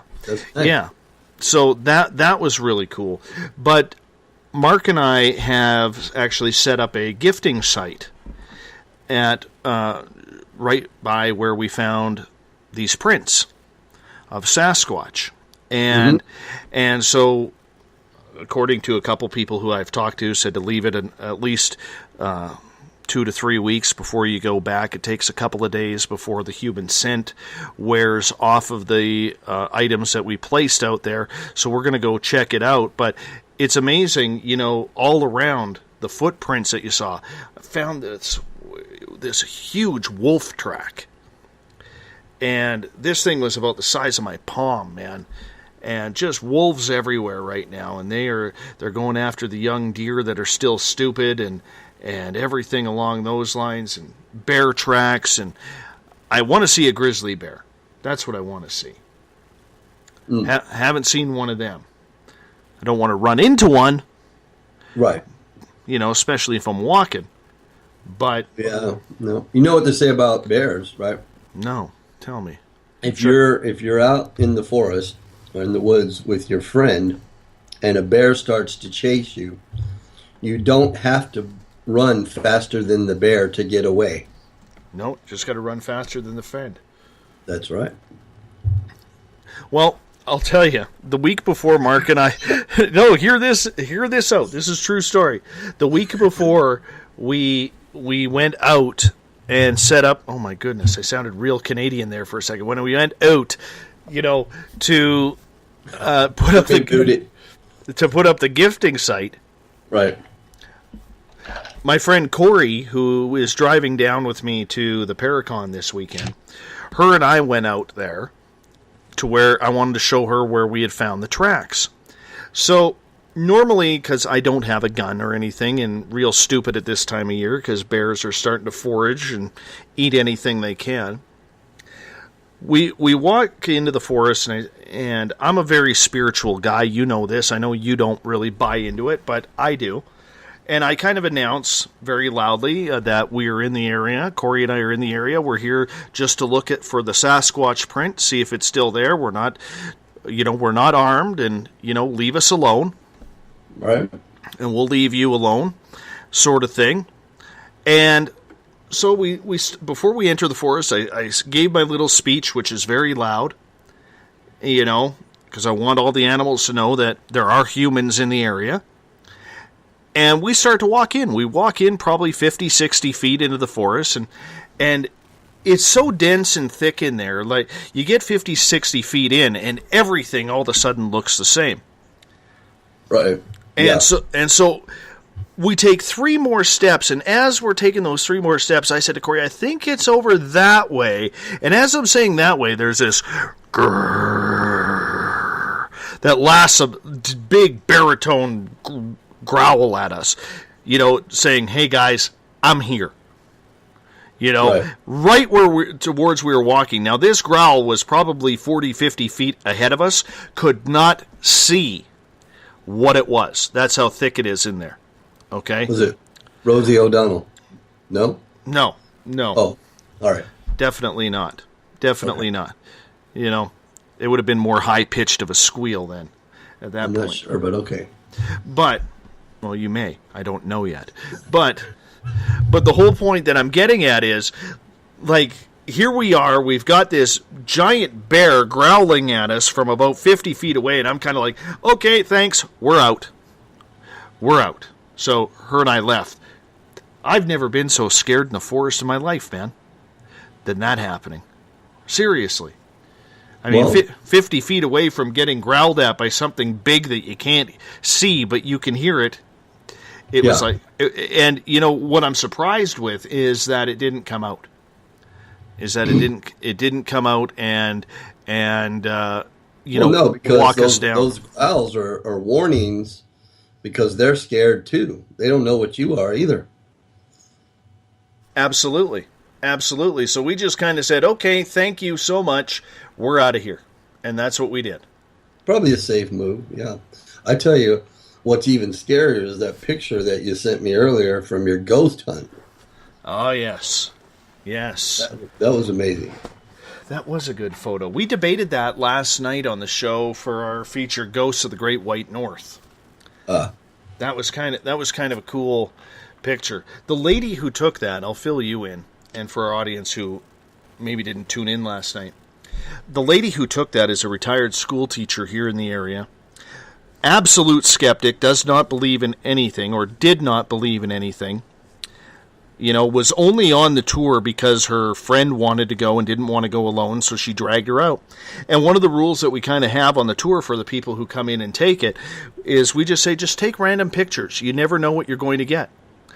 And boom, she gets this freaky-looking dude on the stairwell. So we're actually going to be going out there maybe in a week or so to see if we can try and recreate what it is.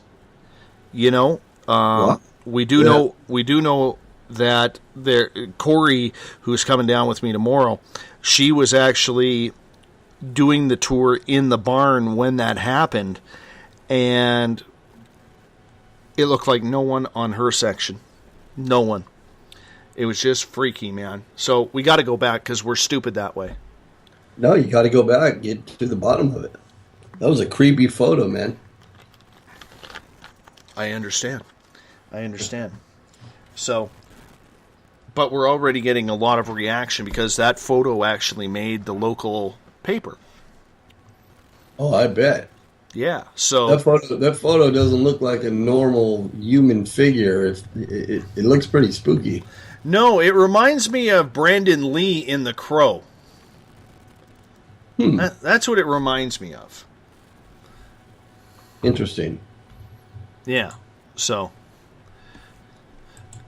well, I have to laugh because on Twitter at #SpacedOutRadio, this one guy always tries to make me laugh, and he succeeded today.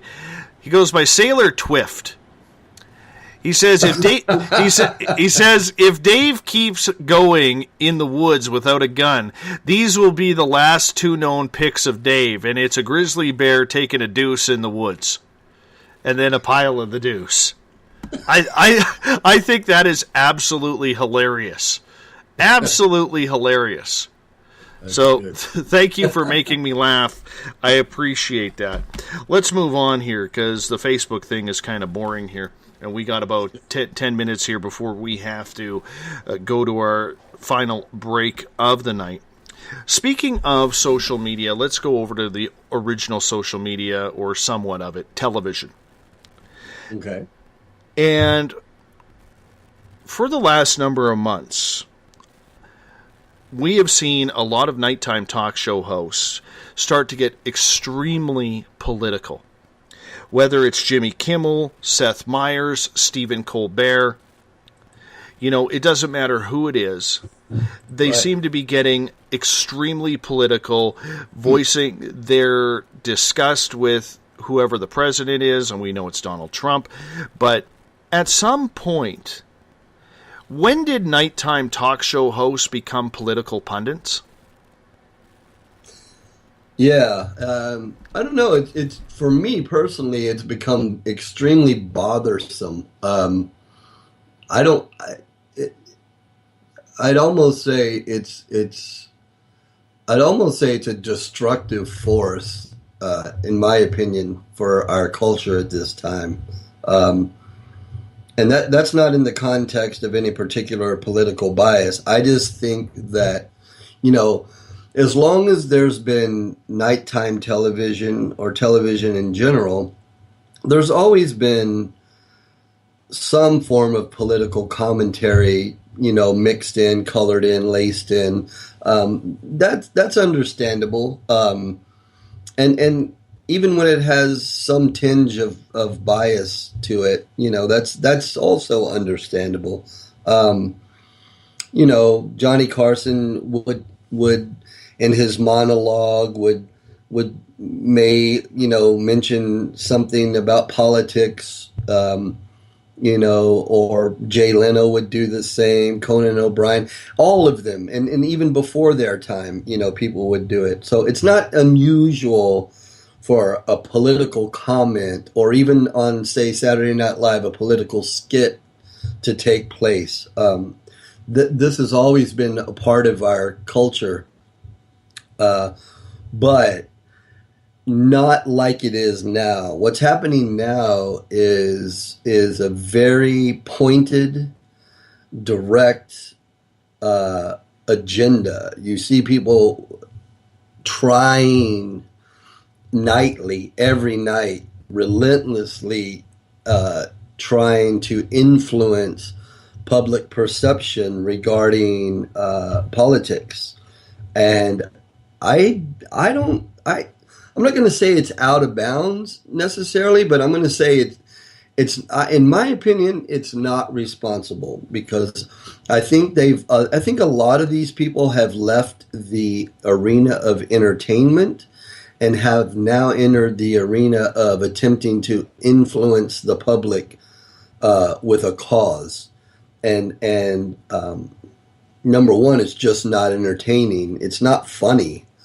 I don't find somebody like Seth Meyers funny in what he does nightly funny. I don't find Stephen Colbert funny. They have been funny at times, but this stuff they're doing now, I just think they're beating a dead horse, and it's ridiculous. But beyond the lack of entertainment value, I think that it's influencing our society in a negative way, and I think they need to be held responsible, at some later date and time for the negative influence that they're having on our society. I think they should stick to entertainment. And, if every now and then they want to interject a joke like, people have for eons in the entertainment business, good. But if that becomes your entire shtick, if that's your entire platform is to do that, get some new material, because it's pretty stale. But, it's the entertainers, and it's also the news. The news has become extremely colored. They're not delivering the news, they're delivering a message. And I think that that's not true journalism, and that, for me, that's a problem. Well, the thing with it is they're supposed to be comedians. And whether you're a Democrat, or whether you're a Republican, or whether it's just that you don't like Donald Trump, whatever it may be, you can make fun of him all you want. That goes with the position. It happened with George Bush Jr. It happened with everybody. Bill Clinton. It happens. That goes with the territory. But this time around, they seem to be getting very, very personal with their shtick. Basically, going the way of the media, that we're right, you're not, you should listen to me, and therefore influencing millions of people who are watching them on a nightly basis with what they are saying politically, rather than sticking to comedy. Yeah, absolutely. I agree 100%.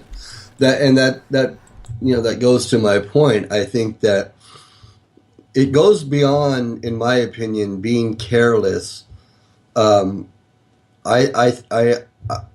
think that they are, I wouldn't even say irresponsible, because in fact, I think that they do need to hold some responsibility at this point for the influence that they're having on a lot of these clashes that we see culturally, I think they're actually fueling it.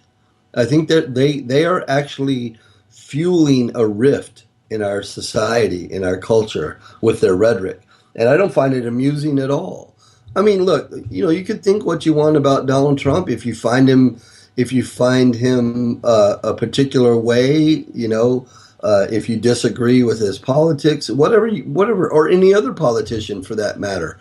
Like you said, they're public officials, so in some respects, they're fair game. No, I don't think any reasonable-minded person would have a problem with that per se.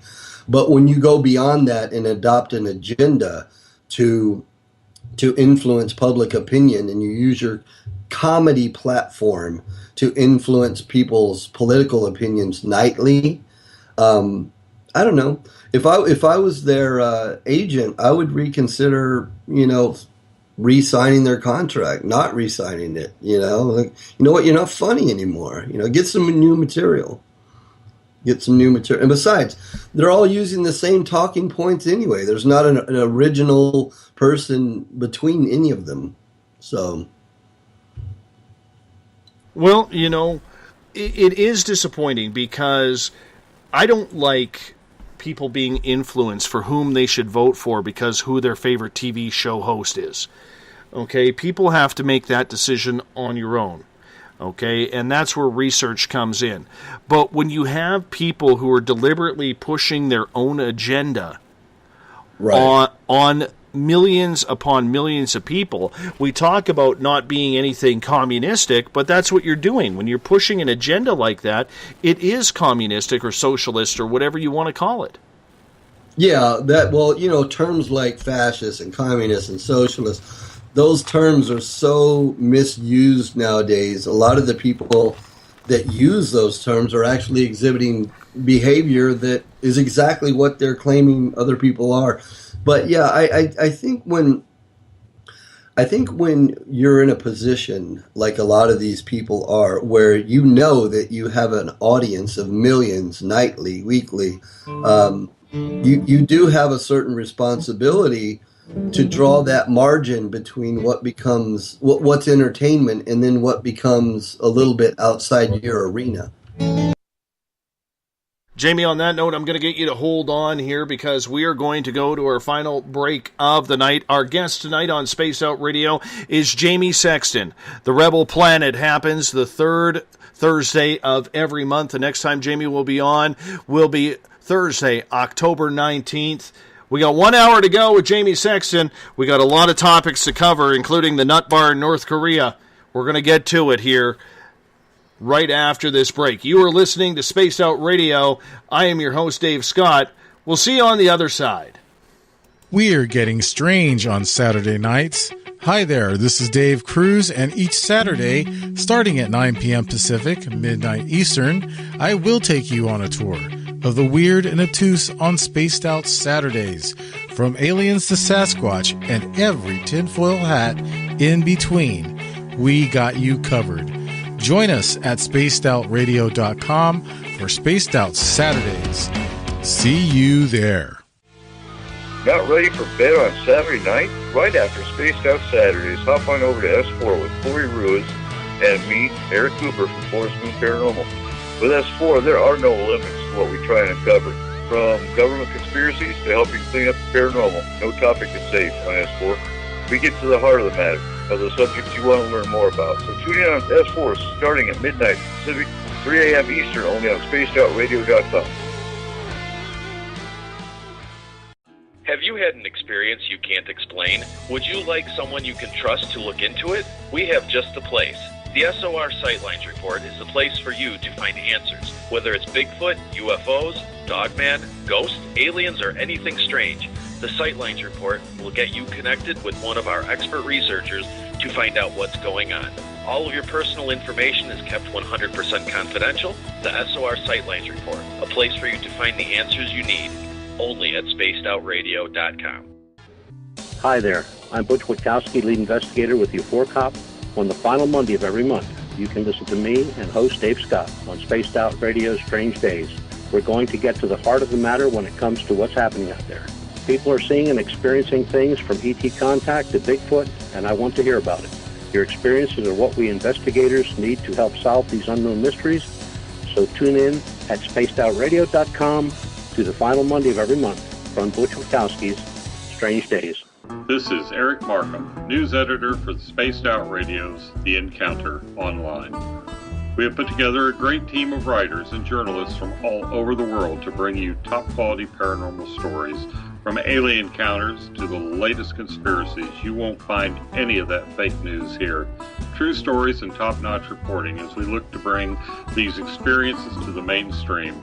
The Encounter Online, only at spacedoutradio.com. Do you want to know the truth? Do UFOs exist? Are aliens real? Are the governments hiding the biggest secret in history? We're UFO seekers, and we're on a hunt for the truth. Subscribe to our YouTube channel and follow along with us as we journey across the United States, visiting UFO hotspots and alien hotspots, trying to document the UFO phenomenon. Catch us on Spaced Out Radio every third Monday of the month as we discuss Area 51, UFOs, and more. And also, don't forget to subscribe to us on YouTube. Patrolling the Pacific Northwest, we are always on the lookout for the strange and unassuming stories that real people are experiencing. Hi, I'm Vincent Zunza from Pacific North Weird. Me and Alexandra Sullivan have teamed to bring to you those odd stories that never seem to make it into the mainstream. Stories so weird that will leave you scratching your head wondering, is this real? It's as real as it gets with Pacific North Weird. You can watch our videos right here at spacedoutradio.com. Become more intimate and interactive with Spaced Out Radio. Join our Space Travelers Club with your new membership. For $5 a month, we'll provide you with special access to the website, monthly prize draws from books to psychic readings, along with monthly newsletter, private interviews, and more. Sign up today to be part of Spaced Out Radio's experience. Looking for a place to advertise at a very reasonable cost? Look no further than Spaced Out Radio.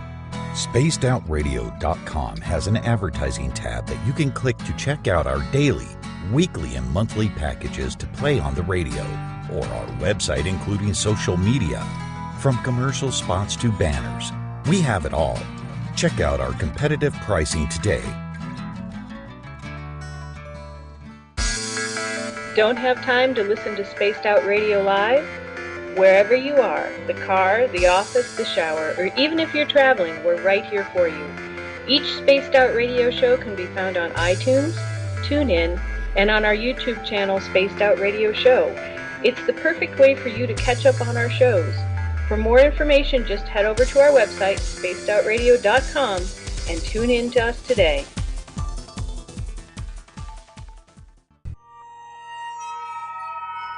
You hear footsteps in the empty room above you. A rocking chair begins rocking by itself. Don't be afraid of the things that go bump in the night. Reach for Spirit Storybox, the iPhone app the Huffington Post UK called the only ghost hunting app you will ever need. Spirit Storybox. The spirits are telling their stories. Are you listening? Strange creatures lurking in the night, the sounds of wood knocking in the forest, odd happenings right out of a fictional world. These are the reports I love. Hi there, this is author Ronald Murphy, and I would love it if you join me and Spaced Out Radio host Dave Scott the second Wednesday of every month on our journey into the unknown land of cryptozoology at spacedoutradio.com. From Mothman to Frogman and everything in between. Hey, they don't call me the crypto guru for nothing. It's Cosmic Sundays with me, Elizabeth Anglin, in Cosmic Passport. Let me take you down a 3-hour spiritual journey where we will get into everything from ET contact to Psychic Sundays. It's a journey of listening and learning together with some of the best professionals in their fields. You can tune in to Cosmic Passport at spacedoutradio.com every Sunday, starting at 9 p.m. Pacific, midnight Eastern.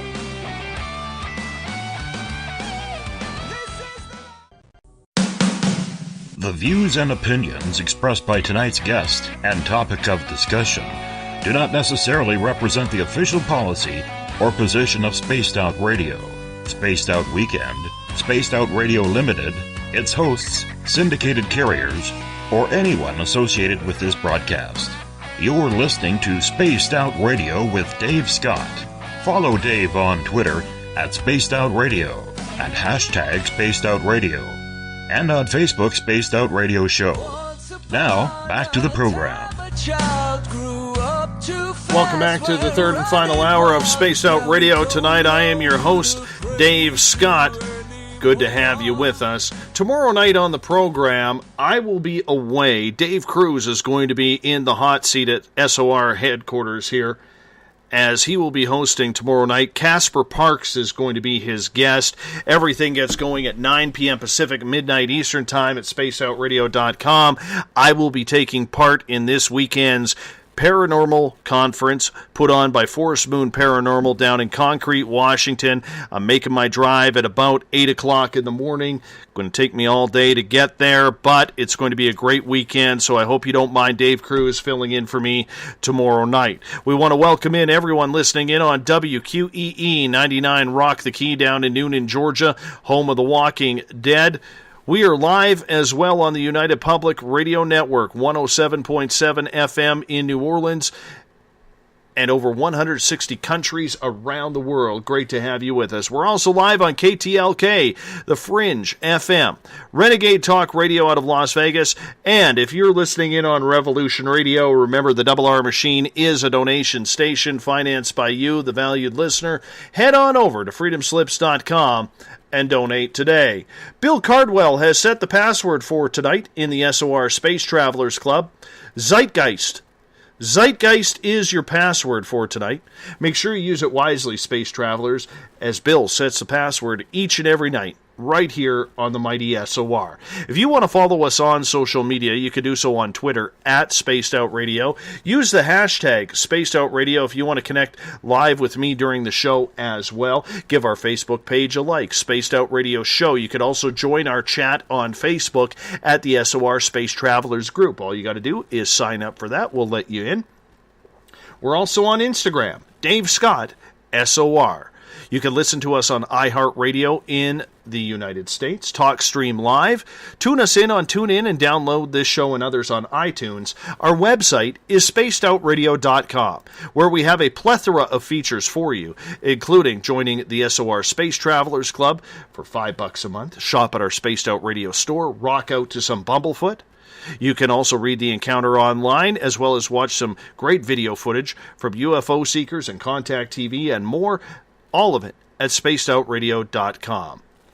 We welcome back Jamie Sexton into Spaced Out Radio tonight. He is a guest here the third Thursday of every month with a feature that we call The Rebel Planet. Jamie, welcome back. Thank you. Good to be here. Absolutely. We love having you here. Now, for the past few weeks, there has been a lot of rhetoric between the United States, Russia, China, Japan, Guam, everything revolving around the actions of the triumphant and fearless leader of North Korea, Kim Jong-un. Today he went as far as calling Donald Trump a lunatic, amongst a bunch of other names, threatening military action once again, threatening to detonate a hydrogen bomb, which hasn't been detonated in decades. Do you think this is just a bunch of military rhetoric that happens every few years with North Korea until the Chinese and Russians finally get fed up and tell them to calm down? Or do you think that there is something real to this time around? Nah. Lil Kim.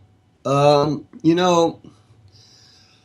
me, at least from the standpoint of the way this is presented publicly, is really childish, and that's the best word I can use to describe it. I mean, it looks petty. The rhetoric, it looks petty. When you start talking about hydrogen bombs and nuclear weapons and war and those sorts of things, that's serious business. That's serious business for humanity, no matter what part of the world you come from. And, I don't care whether it's Donald Trump or Kim Jong-il or any other world leader. Those things should not be taken lightly. And when world leaders start bickering back and forth and taking jabs at each other through various social media platforms and media networks and things like that are just vague, nondescript sort of hollow threats, or seemingly so. I get really offended with that because, if a country were to attack, say, the United States, where I'm from, and that was some sort of due to some provocation by, a world leader or this or that, the citizens don't have anything to say about that. We don't have any say in that. You know what I'm saying? But yet we may lose loved ones, or maybe our city's bombed. Theoretically, hypothetically. My point is that we shouldn't be engaging in this type of nonsense with back and forth threats and, we're going to test this and we're going to do that. And one of the criticisms I have with the leaders in the U.S. is that, there's a fine margin between looking strong and sounding firm and representing that, if need be, we will defend our nation and our allies, right? Versus, hollow threats. And the same goes for any of our adversaries. If there's cause to go to war, if that's where we're at in the world, if that's where history has brought us, and that's a tragic reality for humanity at this juncture in history, so be it. But I don't like all of this chest bumping and using the media the way that it's being used. And I honestly think that if there is a true military threat from North Korea, we have the best intelligence in the world, and all this technical capability to know this and know that and all these different things. Okay, so if we do, then we know if there's a real threat or not. If there's not, shut up. If there is, let's handle business. We don't have to broadcast it. We don't have to sit there and use the media to threaten. If there's a real threat in the world, if there's a real threat, a legitimate threat of an adversary threatening the United States or any of our allies with hydrogen bombs or anything else, take action. I'm all for preemptive action. Why do we got to wait until somebody does something? You know what I mean? If there's a real threat. If there's not, you don't need to get on television and make comments about it. We don't need our spokespeople doing that. We don't need our military doing that. We don't need our president doing that. And we shouldn't validate Lil' Kim and put his ridiculous haircut on the television either, and give him any credence by saying, he said he's going to do this. We should know, right? I mean, we claim that we have all of this sophisticated intelligence and all these different means of gathering data and intelligence. We should know if there's a real threat. So why do we need to put him on television fear-mongering? What's that all about? We don't need to do that. I like the idea of walk softly and carrying a big stick. All this chest bumping is really aggravating me, and the fear-mongering. And I can understand that. I mean, this is a guy who represses his own people. There are only allowed 2 state-run television channels. Nobody's allowed a cell phone. 99% of the citizens do not even own a vehicle, even though they have these highways that are made for millions of vehicles. It is a repressed, recluse country. We all know that. We can all respect that. And we understand. But I guess what I'm saying is North Korea basically has 2 trading partners in this world. They have the Chinese and they have the Russians. At some point, considering the amount of goods and services and trade values that the United States and the rest of the world has with China especially, and somewhat Russia, but mainly China, because, I mean, what isn't made in China these days? Right. At some point, the world pressure has to be put on China, does it not, for saying, hey, when are you going to smack your little brother across the head and say, stop playing with the big boy toys? You know what I'm saying? Because at some point, I mean, the instability that North Korea continues to show by launching missiles over Japan to land in the Pacific Ocean, that is just causing more and more trouble for a lot of different countries who do a lot of trade with China. So could you honestly see maybe the tides turning a little bit? Instead of putting more sanctions on North Korea, maybe sanctions start to go on China? Well, that would be an interesting tactic. In fact, I think I've heard some discussion of that being entertained. But we talked about going down rabbit holes earlier, and I've always been of the mind that North Korea was an instrument of influence for someone. How do I phrase this? They would make a handy catalyst for World War III. You follow me? In other words,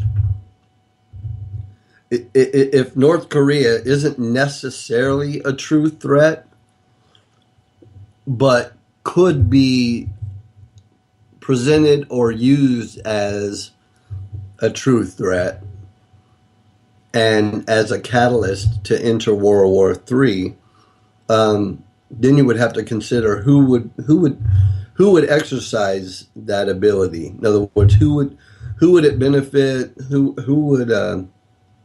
would be in charge of making them or putting them and keeping them in that position? Because I don't really believe, and this is just my opinion on the matter, but I have investigated it. My opinion is that North Korea isn't militarily necessarily capable of much, especially if the full fury of a major nation was to turn against them. But it may be enough, their influence may be enough to be a catalyst to start a bigger world war. And I've always felt like that's the position that they were in, whether they were in that position organically or whether they were in that position, they were manipulated into that position. The media has always presented them as some sort of, maybe they're a real threat, maybe they're not. That's kind of the way the media portrays them. And it's like, well, somebody's got to know, whether they're a real threat or they're not. So I've always kind of been cautious about North Korea in the sense that who do they really represent, or who benefits from them being presented as this constant nuisance to the West? Who is it? China, or is it the New World Order, or what is it? What is it? Because they're not. No matter if they're. No matter how strong they are, we know that they're a tiny spot on the global scheme. They're not really. They don't have a massive military, and a lot of their equipment is antiquated and outdated, and it's just not, they're not really a formidable enemy. So why are they always presented as this antagonistic force in the East? To me, I have a hunch that they are being used in that way as some sort of reserve catalyst. In other words, they could be blamed at some point for triggering World War III, should it ever come to that, if that was ever on someone's agenda. Now, I know, again, I preface that by saying, we're going down a rabbit hole with that, but I've always kind of felt that way a little bit. Like North Korea was, that's kind of my hunch on that. And I think that's a good hunch. And apparently today, according to reports, the White House, through Treasury Secretary Steve Mnuchin, said that they were putting expanded sanctions on both North Korea and those who do business with the country, but he said in no way specifically is that directed at China. Yet China is North Korea's major trading partner. That's where they get everything from. Well, that goes to what you were saying, and that's interesting language, because they said in no way does that specifically say. It doesn't say that it excludes or includes. It says it doesn't specifically include. So if language means anything. Well, but the posturing is getting a little ridiculous. And I think that's the problem that a lot of people have with it. Is it just political posturing, like you said, beating chest to see whose chest sounds louder? You know what I'm saying? I mean, there's a lot going on. I've always felt like that's what was going on with North Korea. I do believe that the chest pounding is definitely what's going on their side. I don't like it when it happens on our side, on the West, because I prefer, if we're going to be serious about business, let's be serious about business. You know what I mean? It reminds me of, and I used the word earlier, of childish behavior, and that's what it reminds me of. It reminds me of two kids on the playground, you know. I know you are, but what am I? I know you are. You know, those schoolyard fights where two boys sit there for half an hour bumping chest with each other, but nobody actually takes a swing. And you know they're not going to, because neither one of them want to fight. They're afraid. That should not be the representation of the West. That should not be the position of the West or the United States. The position, in my opinion, of the United States should be, when it's time to get serious, we'll get serious. Otherwise, we're not going to play this game. You know, to me, it's not becoming of the force that we're supposed to be in the world, both from a presentation standpoint as well as a showing of, you know, power. You know, if we're gonna hold ourselves out as a world power, as a military, from a military standpoint, we don't need to chest bump. If there's a serious threat, we should handle it seriously. If there's not, we should ignore it. We shouldn't, every time Lil' Kim gets on the news and says he has this or he has that, look what I've got. I've got a hydrogen bomb this week. I'm going to test, you know, it's like, why are we, it's becoming comical. I mean, if these late night comedians want to cover something, why don't they just cover that? That's comedy in itself.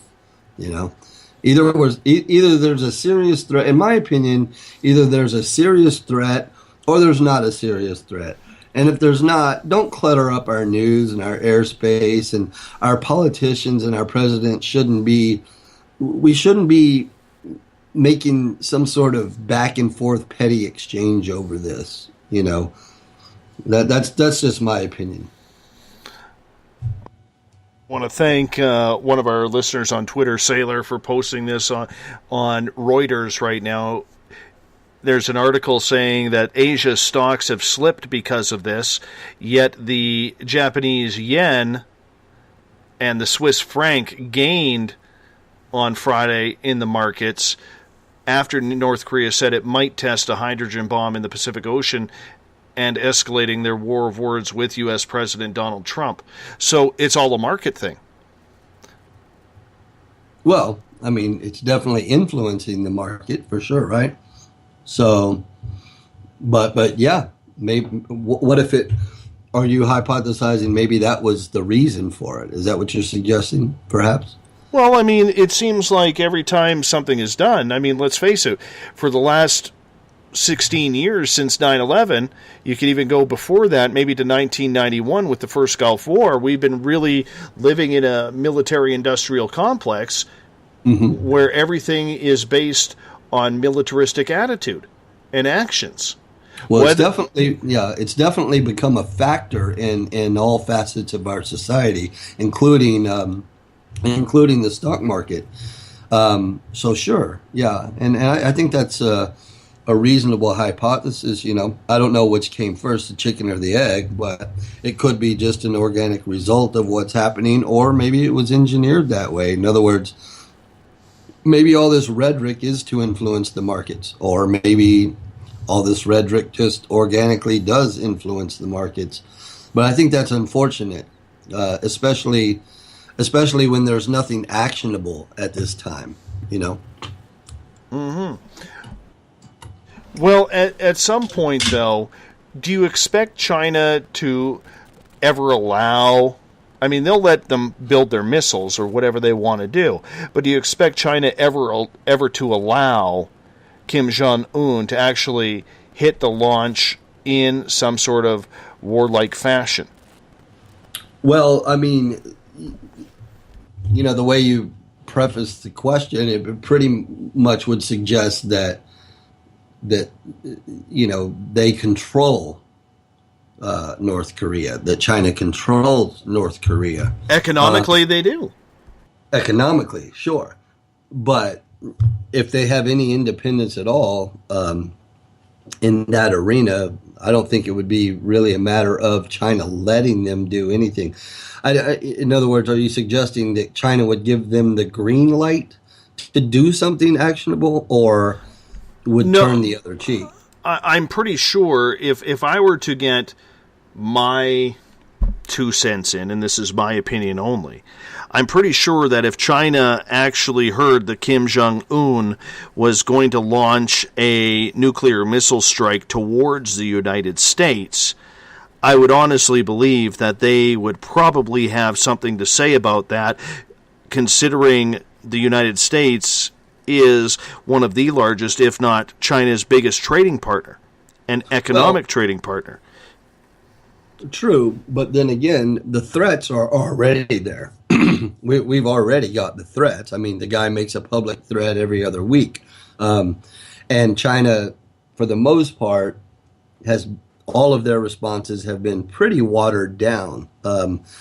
China hasn't necessarily made any bold threats against North Korea themselves.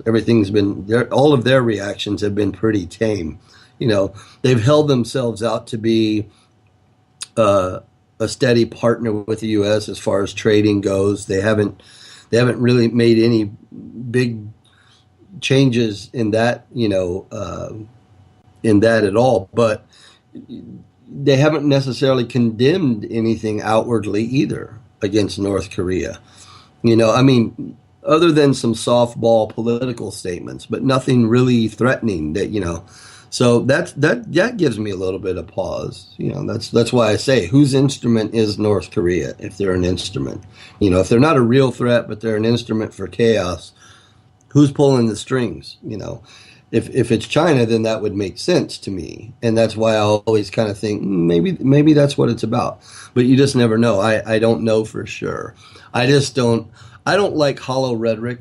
I don't think it's good for people, and I think the media and our own politicians, our own government needs to be careful about amplifying things that we don't have any really substantial information on. In other words, if we know that they're a real threat, like you said earlier, the threat of a hydrogen bomb has been mentioned. Well, do we know that they have a hydrogen bomb?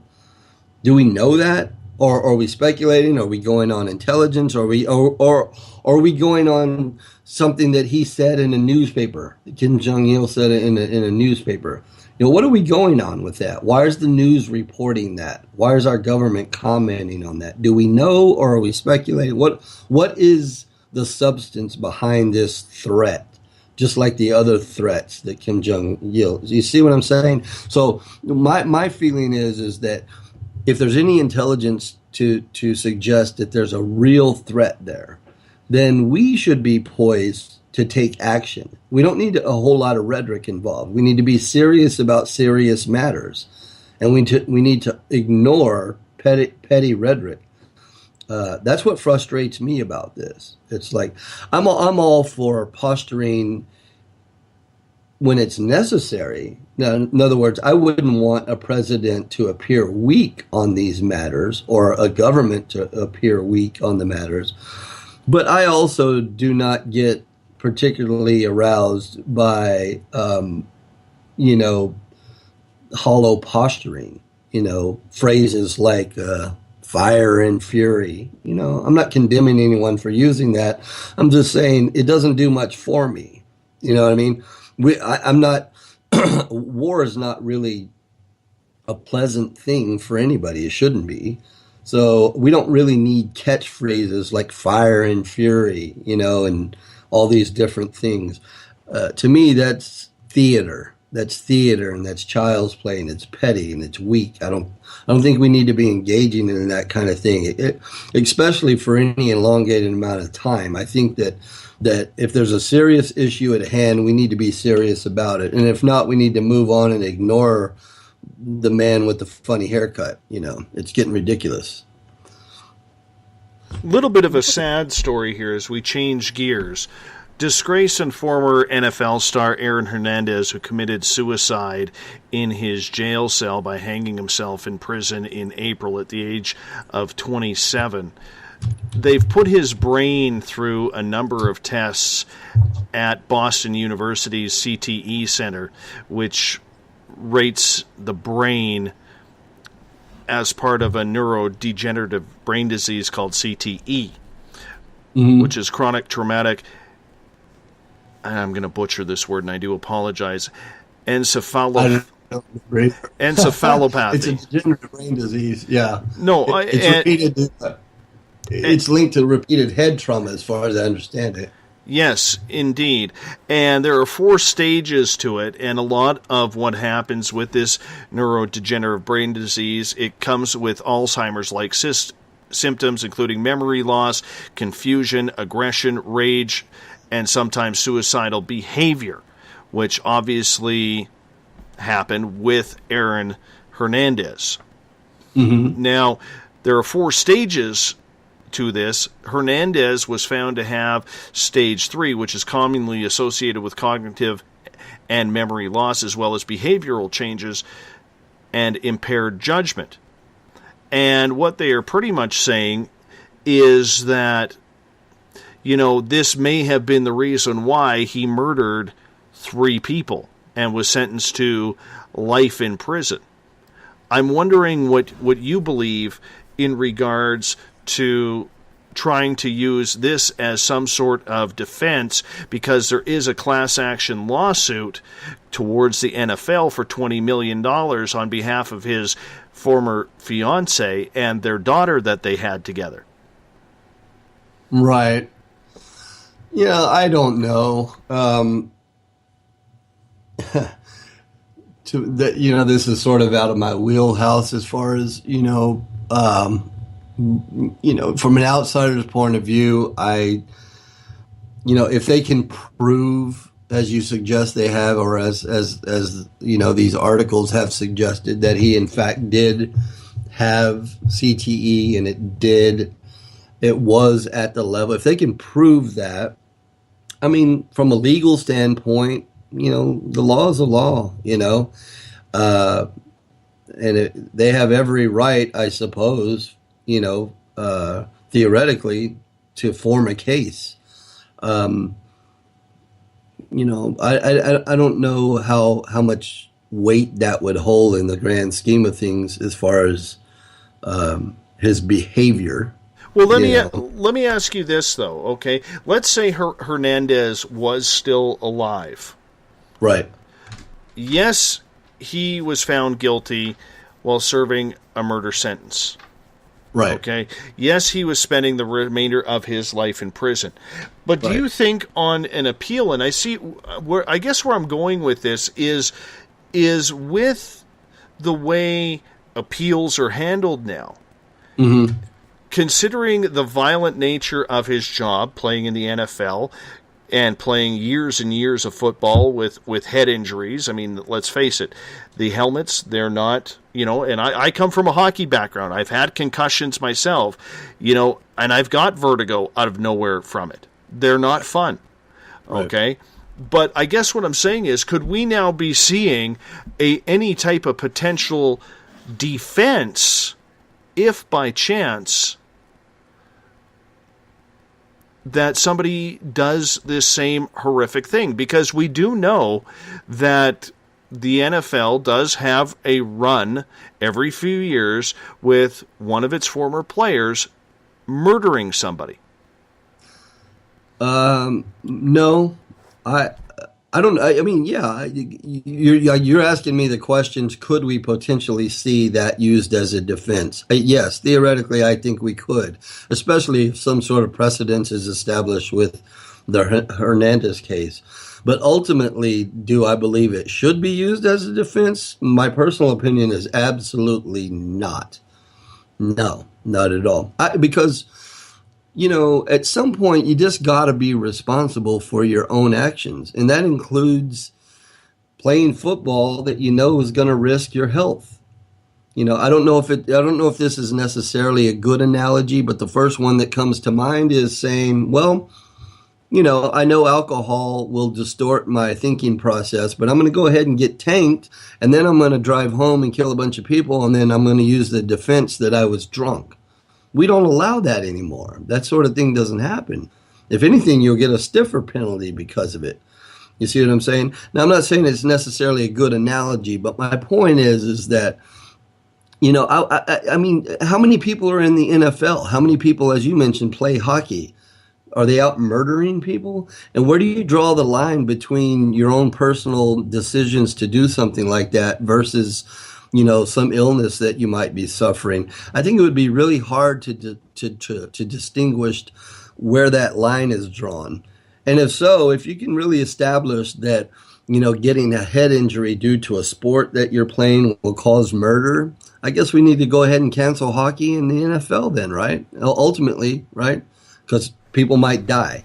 Well, up here in Canada, you are not allowed to teach any type of contact. And I say this as a former hockey coach. It was weird because our kids on our teams, when we coached the younger kids, we weren't allowed to teach them how to body check because body checking until the age of 14 was not permitted. But we had to teach them how to take a check. How do you teach it without teaching them how to throw a check? Because there is a right way and a wrong way. And I think, and I'm going to expand this a little bit further. I'm going to go into a little bit of what I think in sports is the problem. When insurance companies started seeing a lot of injuries, because insurance companies will react to one lawsuit. All it takes is one lawsuit. You know what I'm saying? To make things happen. I know it's a slippery slope. Yeah. And then what we see is say, Hockey Canada or USA Hockey have something happen. Okay, give you an example. Okay, in 1987, a young guy, 18 years old, his name was Jeff Butler, was cross-checked from behind in my hometown arena playing junior hockey and got a skate blade right across the throat and died. Mm-hmm. All of a sudden, across Canada, neck guards were made mandatory. Don't have a problem with that because the neck was uncovered. Okay, in the United States hockey, growing up, you don't have to wear a neck guard, but you have to wear a mouth guard to help prevent concussions. In Canada, okay, that's just recently been brought in. People were just doing it, so they just phased it in. And I guess what I'm saying is, we didn't see the injuries that we do now in the 70s, 80s, the 60s, the 50s, when there was more respect on the field, less money involved, and there wasn't as many cheap shots. Yes, people got hurt. I mean, the days of playing hockey where guys would be skating around with Philadelphia Flyers and the Broad Street Bullies back in the day, where every game or every night was just a giant brawl.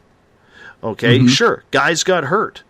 Okay, being in a hockey fight, it does hurt, as fun as it is. Yeah. It does hurt. and it does lead to some serious injuries. But do you think, though, that getting back to the original point, I know I took the long route here, that we've put too much equipment on these players?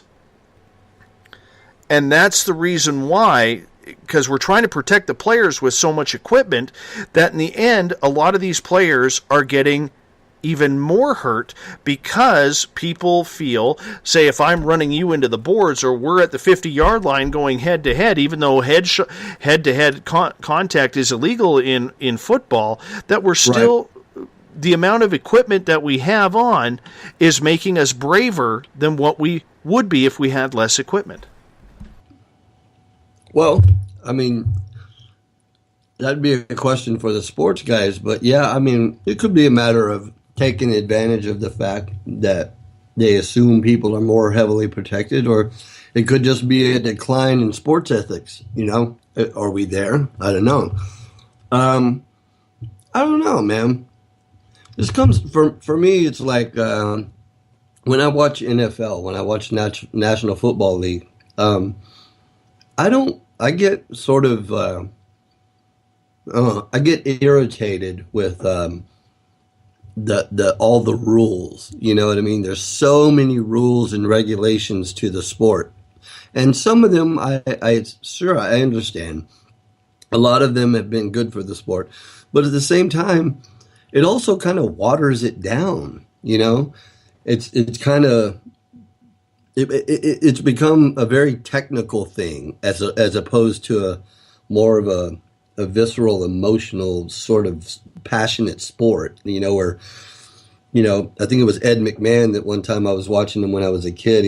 He was commenting on the game, and he said, a little bit of blood, a little bit of mud, that's football, you know. And, you know, it's kind of, that's the way I feel about it. It's like, you know what you're getting involved in. You know, you're getting involved in a sport that's brutal. It should be. I mean, we're not out there playing badminton. You know what I mean? I think these guys, they know what they're getting into. And, absolutely. Yeah. And you also know, I mean, it's common sense. It doesn't take some court case or some post facto brain exam of Aaron Hernandez to suggest that if you take repeated, blunt force trauma to the head, that you might suffer some damage. I mean, what, we just found that out? We need a university to tell us that? Come on, man. We're smarter than that. You know that. Now, is that an excuse? Is that an excuse for murder? That should be a defense for murder. You know, I just think that, I think we get caught up in a lot of minutia in today's world, you know, with lawsuits and regulations and this and that, and we lose our common sense. You know, if you don't want a head injury, or you want to lower the risk of your head injuries, maybe don't play football. And if you do play football and that's your choice, and you know you're going to get head injuries, don't use that as an excuse for murdering people, because it's going to be really messy in a court of law to try to bring in a ton of experts and draw the line to where's that line between an illness and your bad decision to kill people. You know what I mean? It's going to be hard. And then once you establish, oh, well, he was ill. Well, okay.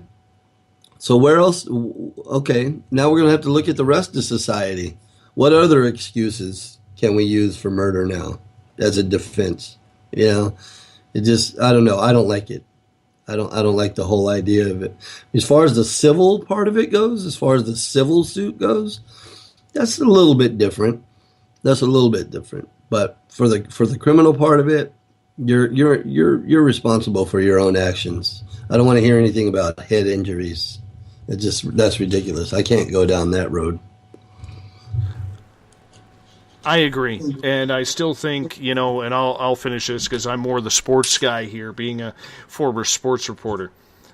I think that the more gear we put on kids, and if you've ever been in hockey dressing room and seen some of the padding that these players are using, it's amazing that there isn't more concussions, or you can understand why there are more concussions out there. But I agree, getting back to what you said, Jamie, in regards to the fact that, eventually I think it will come as a defense by someone.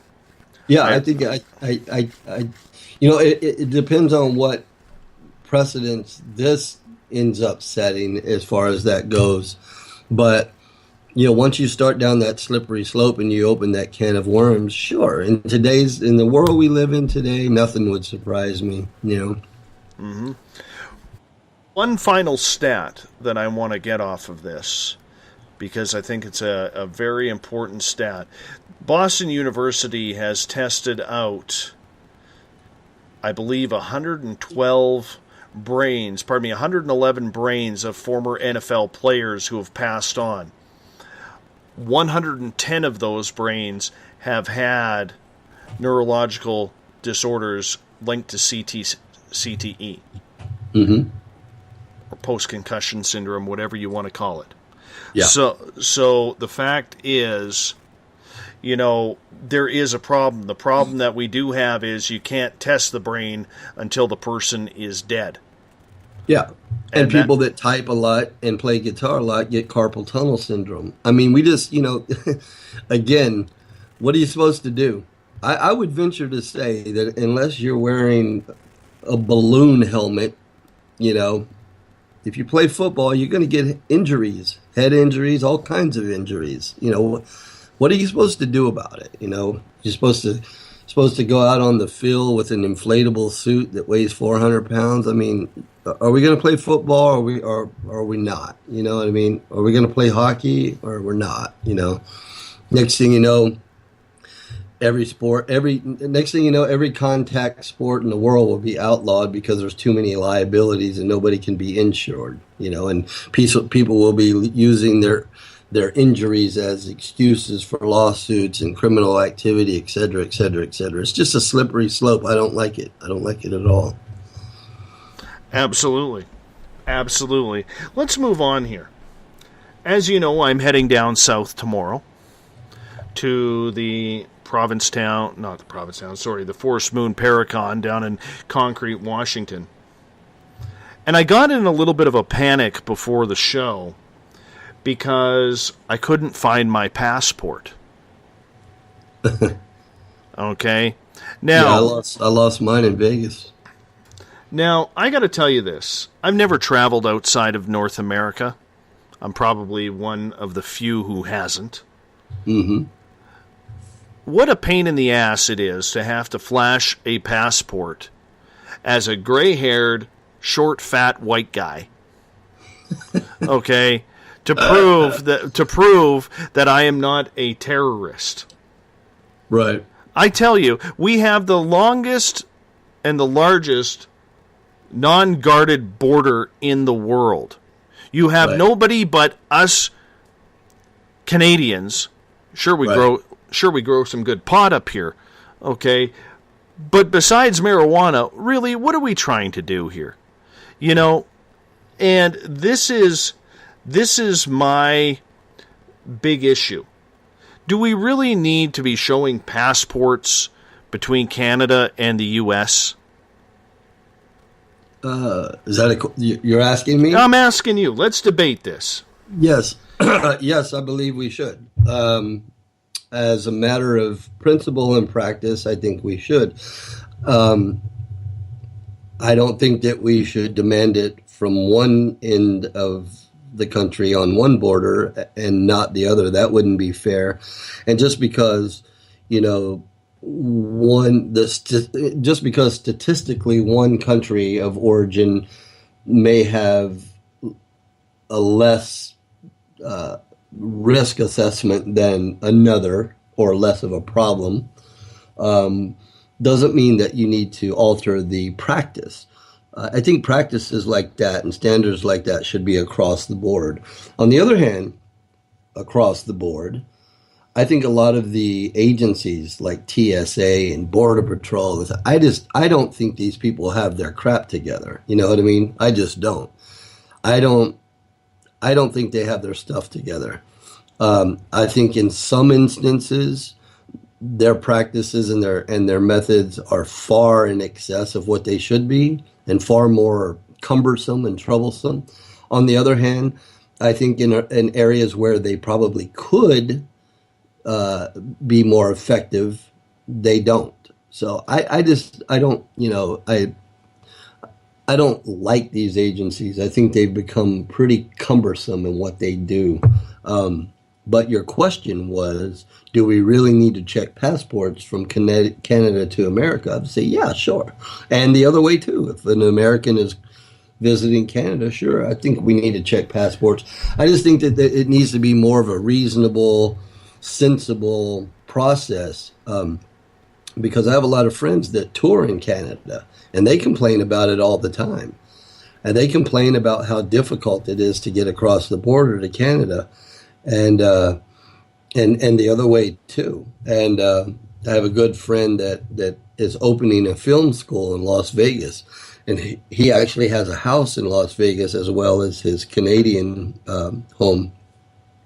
So both for personal and business reasons, he has to travel back and forth quite a bit. And they give him all kinds of fits at the border, and they, suspend his visa and all sorts of different things, which I think is just extremely unreasonable, because he's a good guy. He's not a criminal.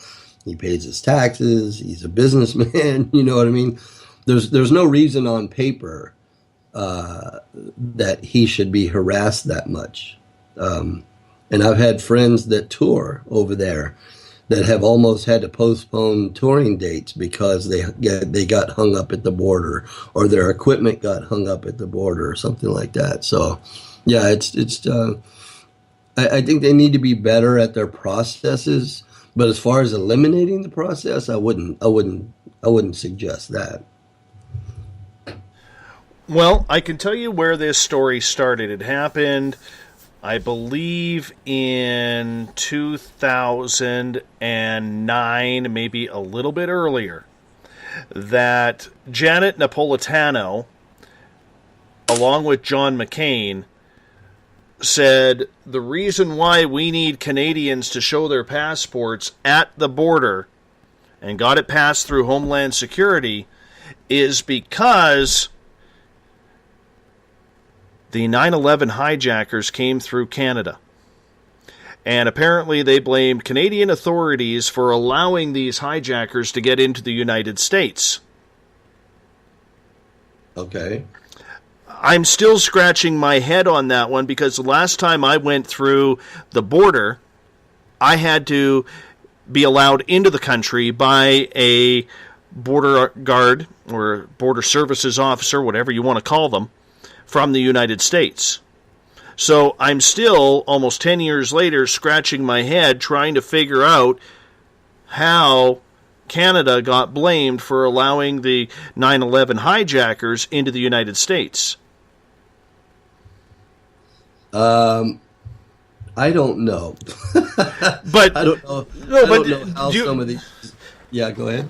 Do you understand where that doesn't make sense? Yes. Yeah, I agree with you 100%. All right. I think a lot of, we talked earlier about 9/11. I feel like a whole lot of, I think 9/11, no matter if you believe the official narrative or not, okay, we don't even have to go down that road. But whether you believe part of it, all of it, none of it, doesn't matter. Post 9/11, September 11, 2001, post that event, so many new regulations, laws, restrictions, fees, fines, all these different inhibitors have entered our world, globally. They've entered our world post that. And a whole lot of agencies have materialized, bureaucracies, security agencies, all sorts of things. Policies, laws, this, that, and the other thing have all been introduced as a result of that. And all of that stuff generates money and positions and power for people and control and this and that and the other thing. And that once you establish a bureaucracy, it's very hard to unwind that. In fact, it never happens, especially in the U.S. Here's the problem. Here's the problem. Not a single 9/11 terrorist came through Canada. They all flew into American airports. And right. John McCain defended that. Right.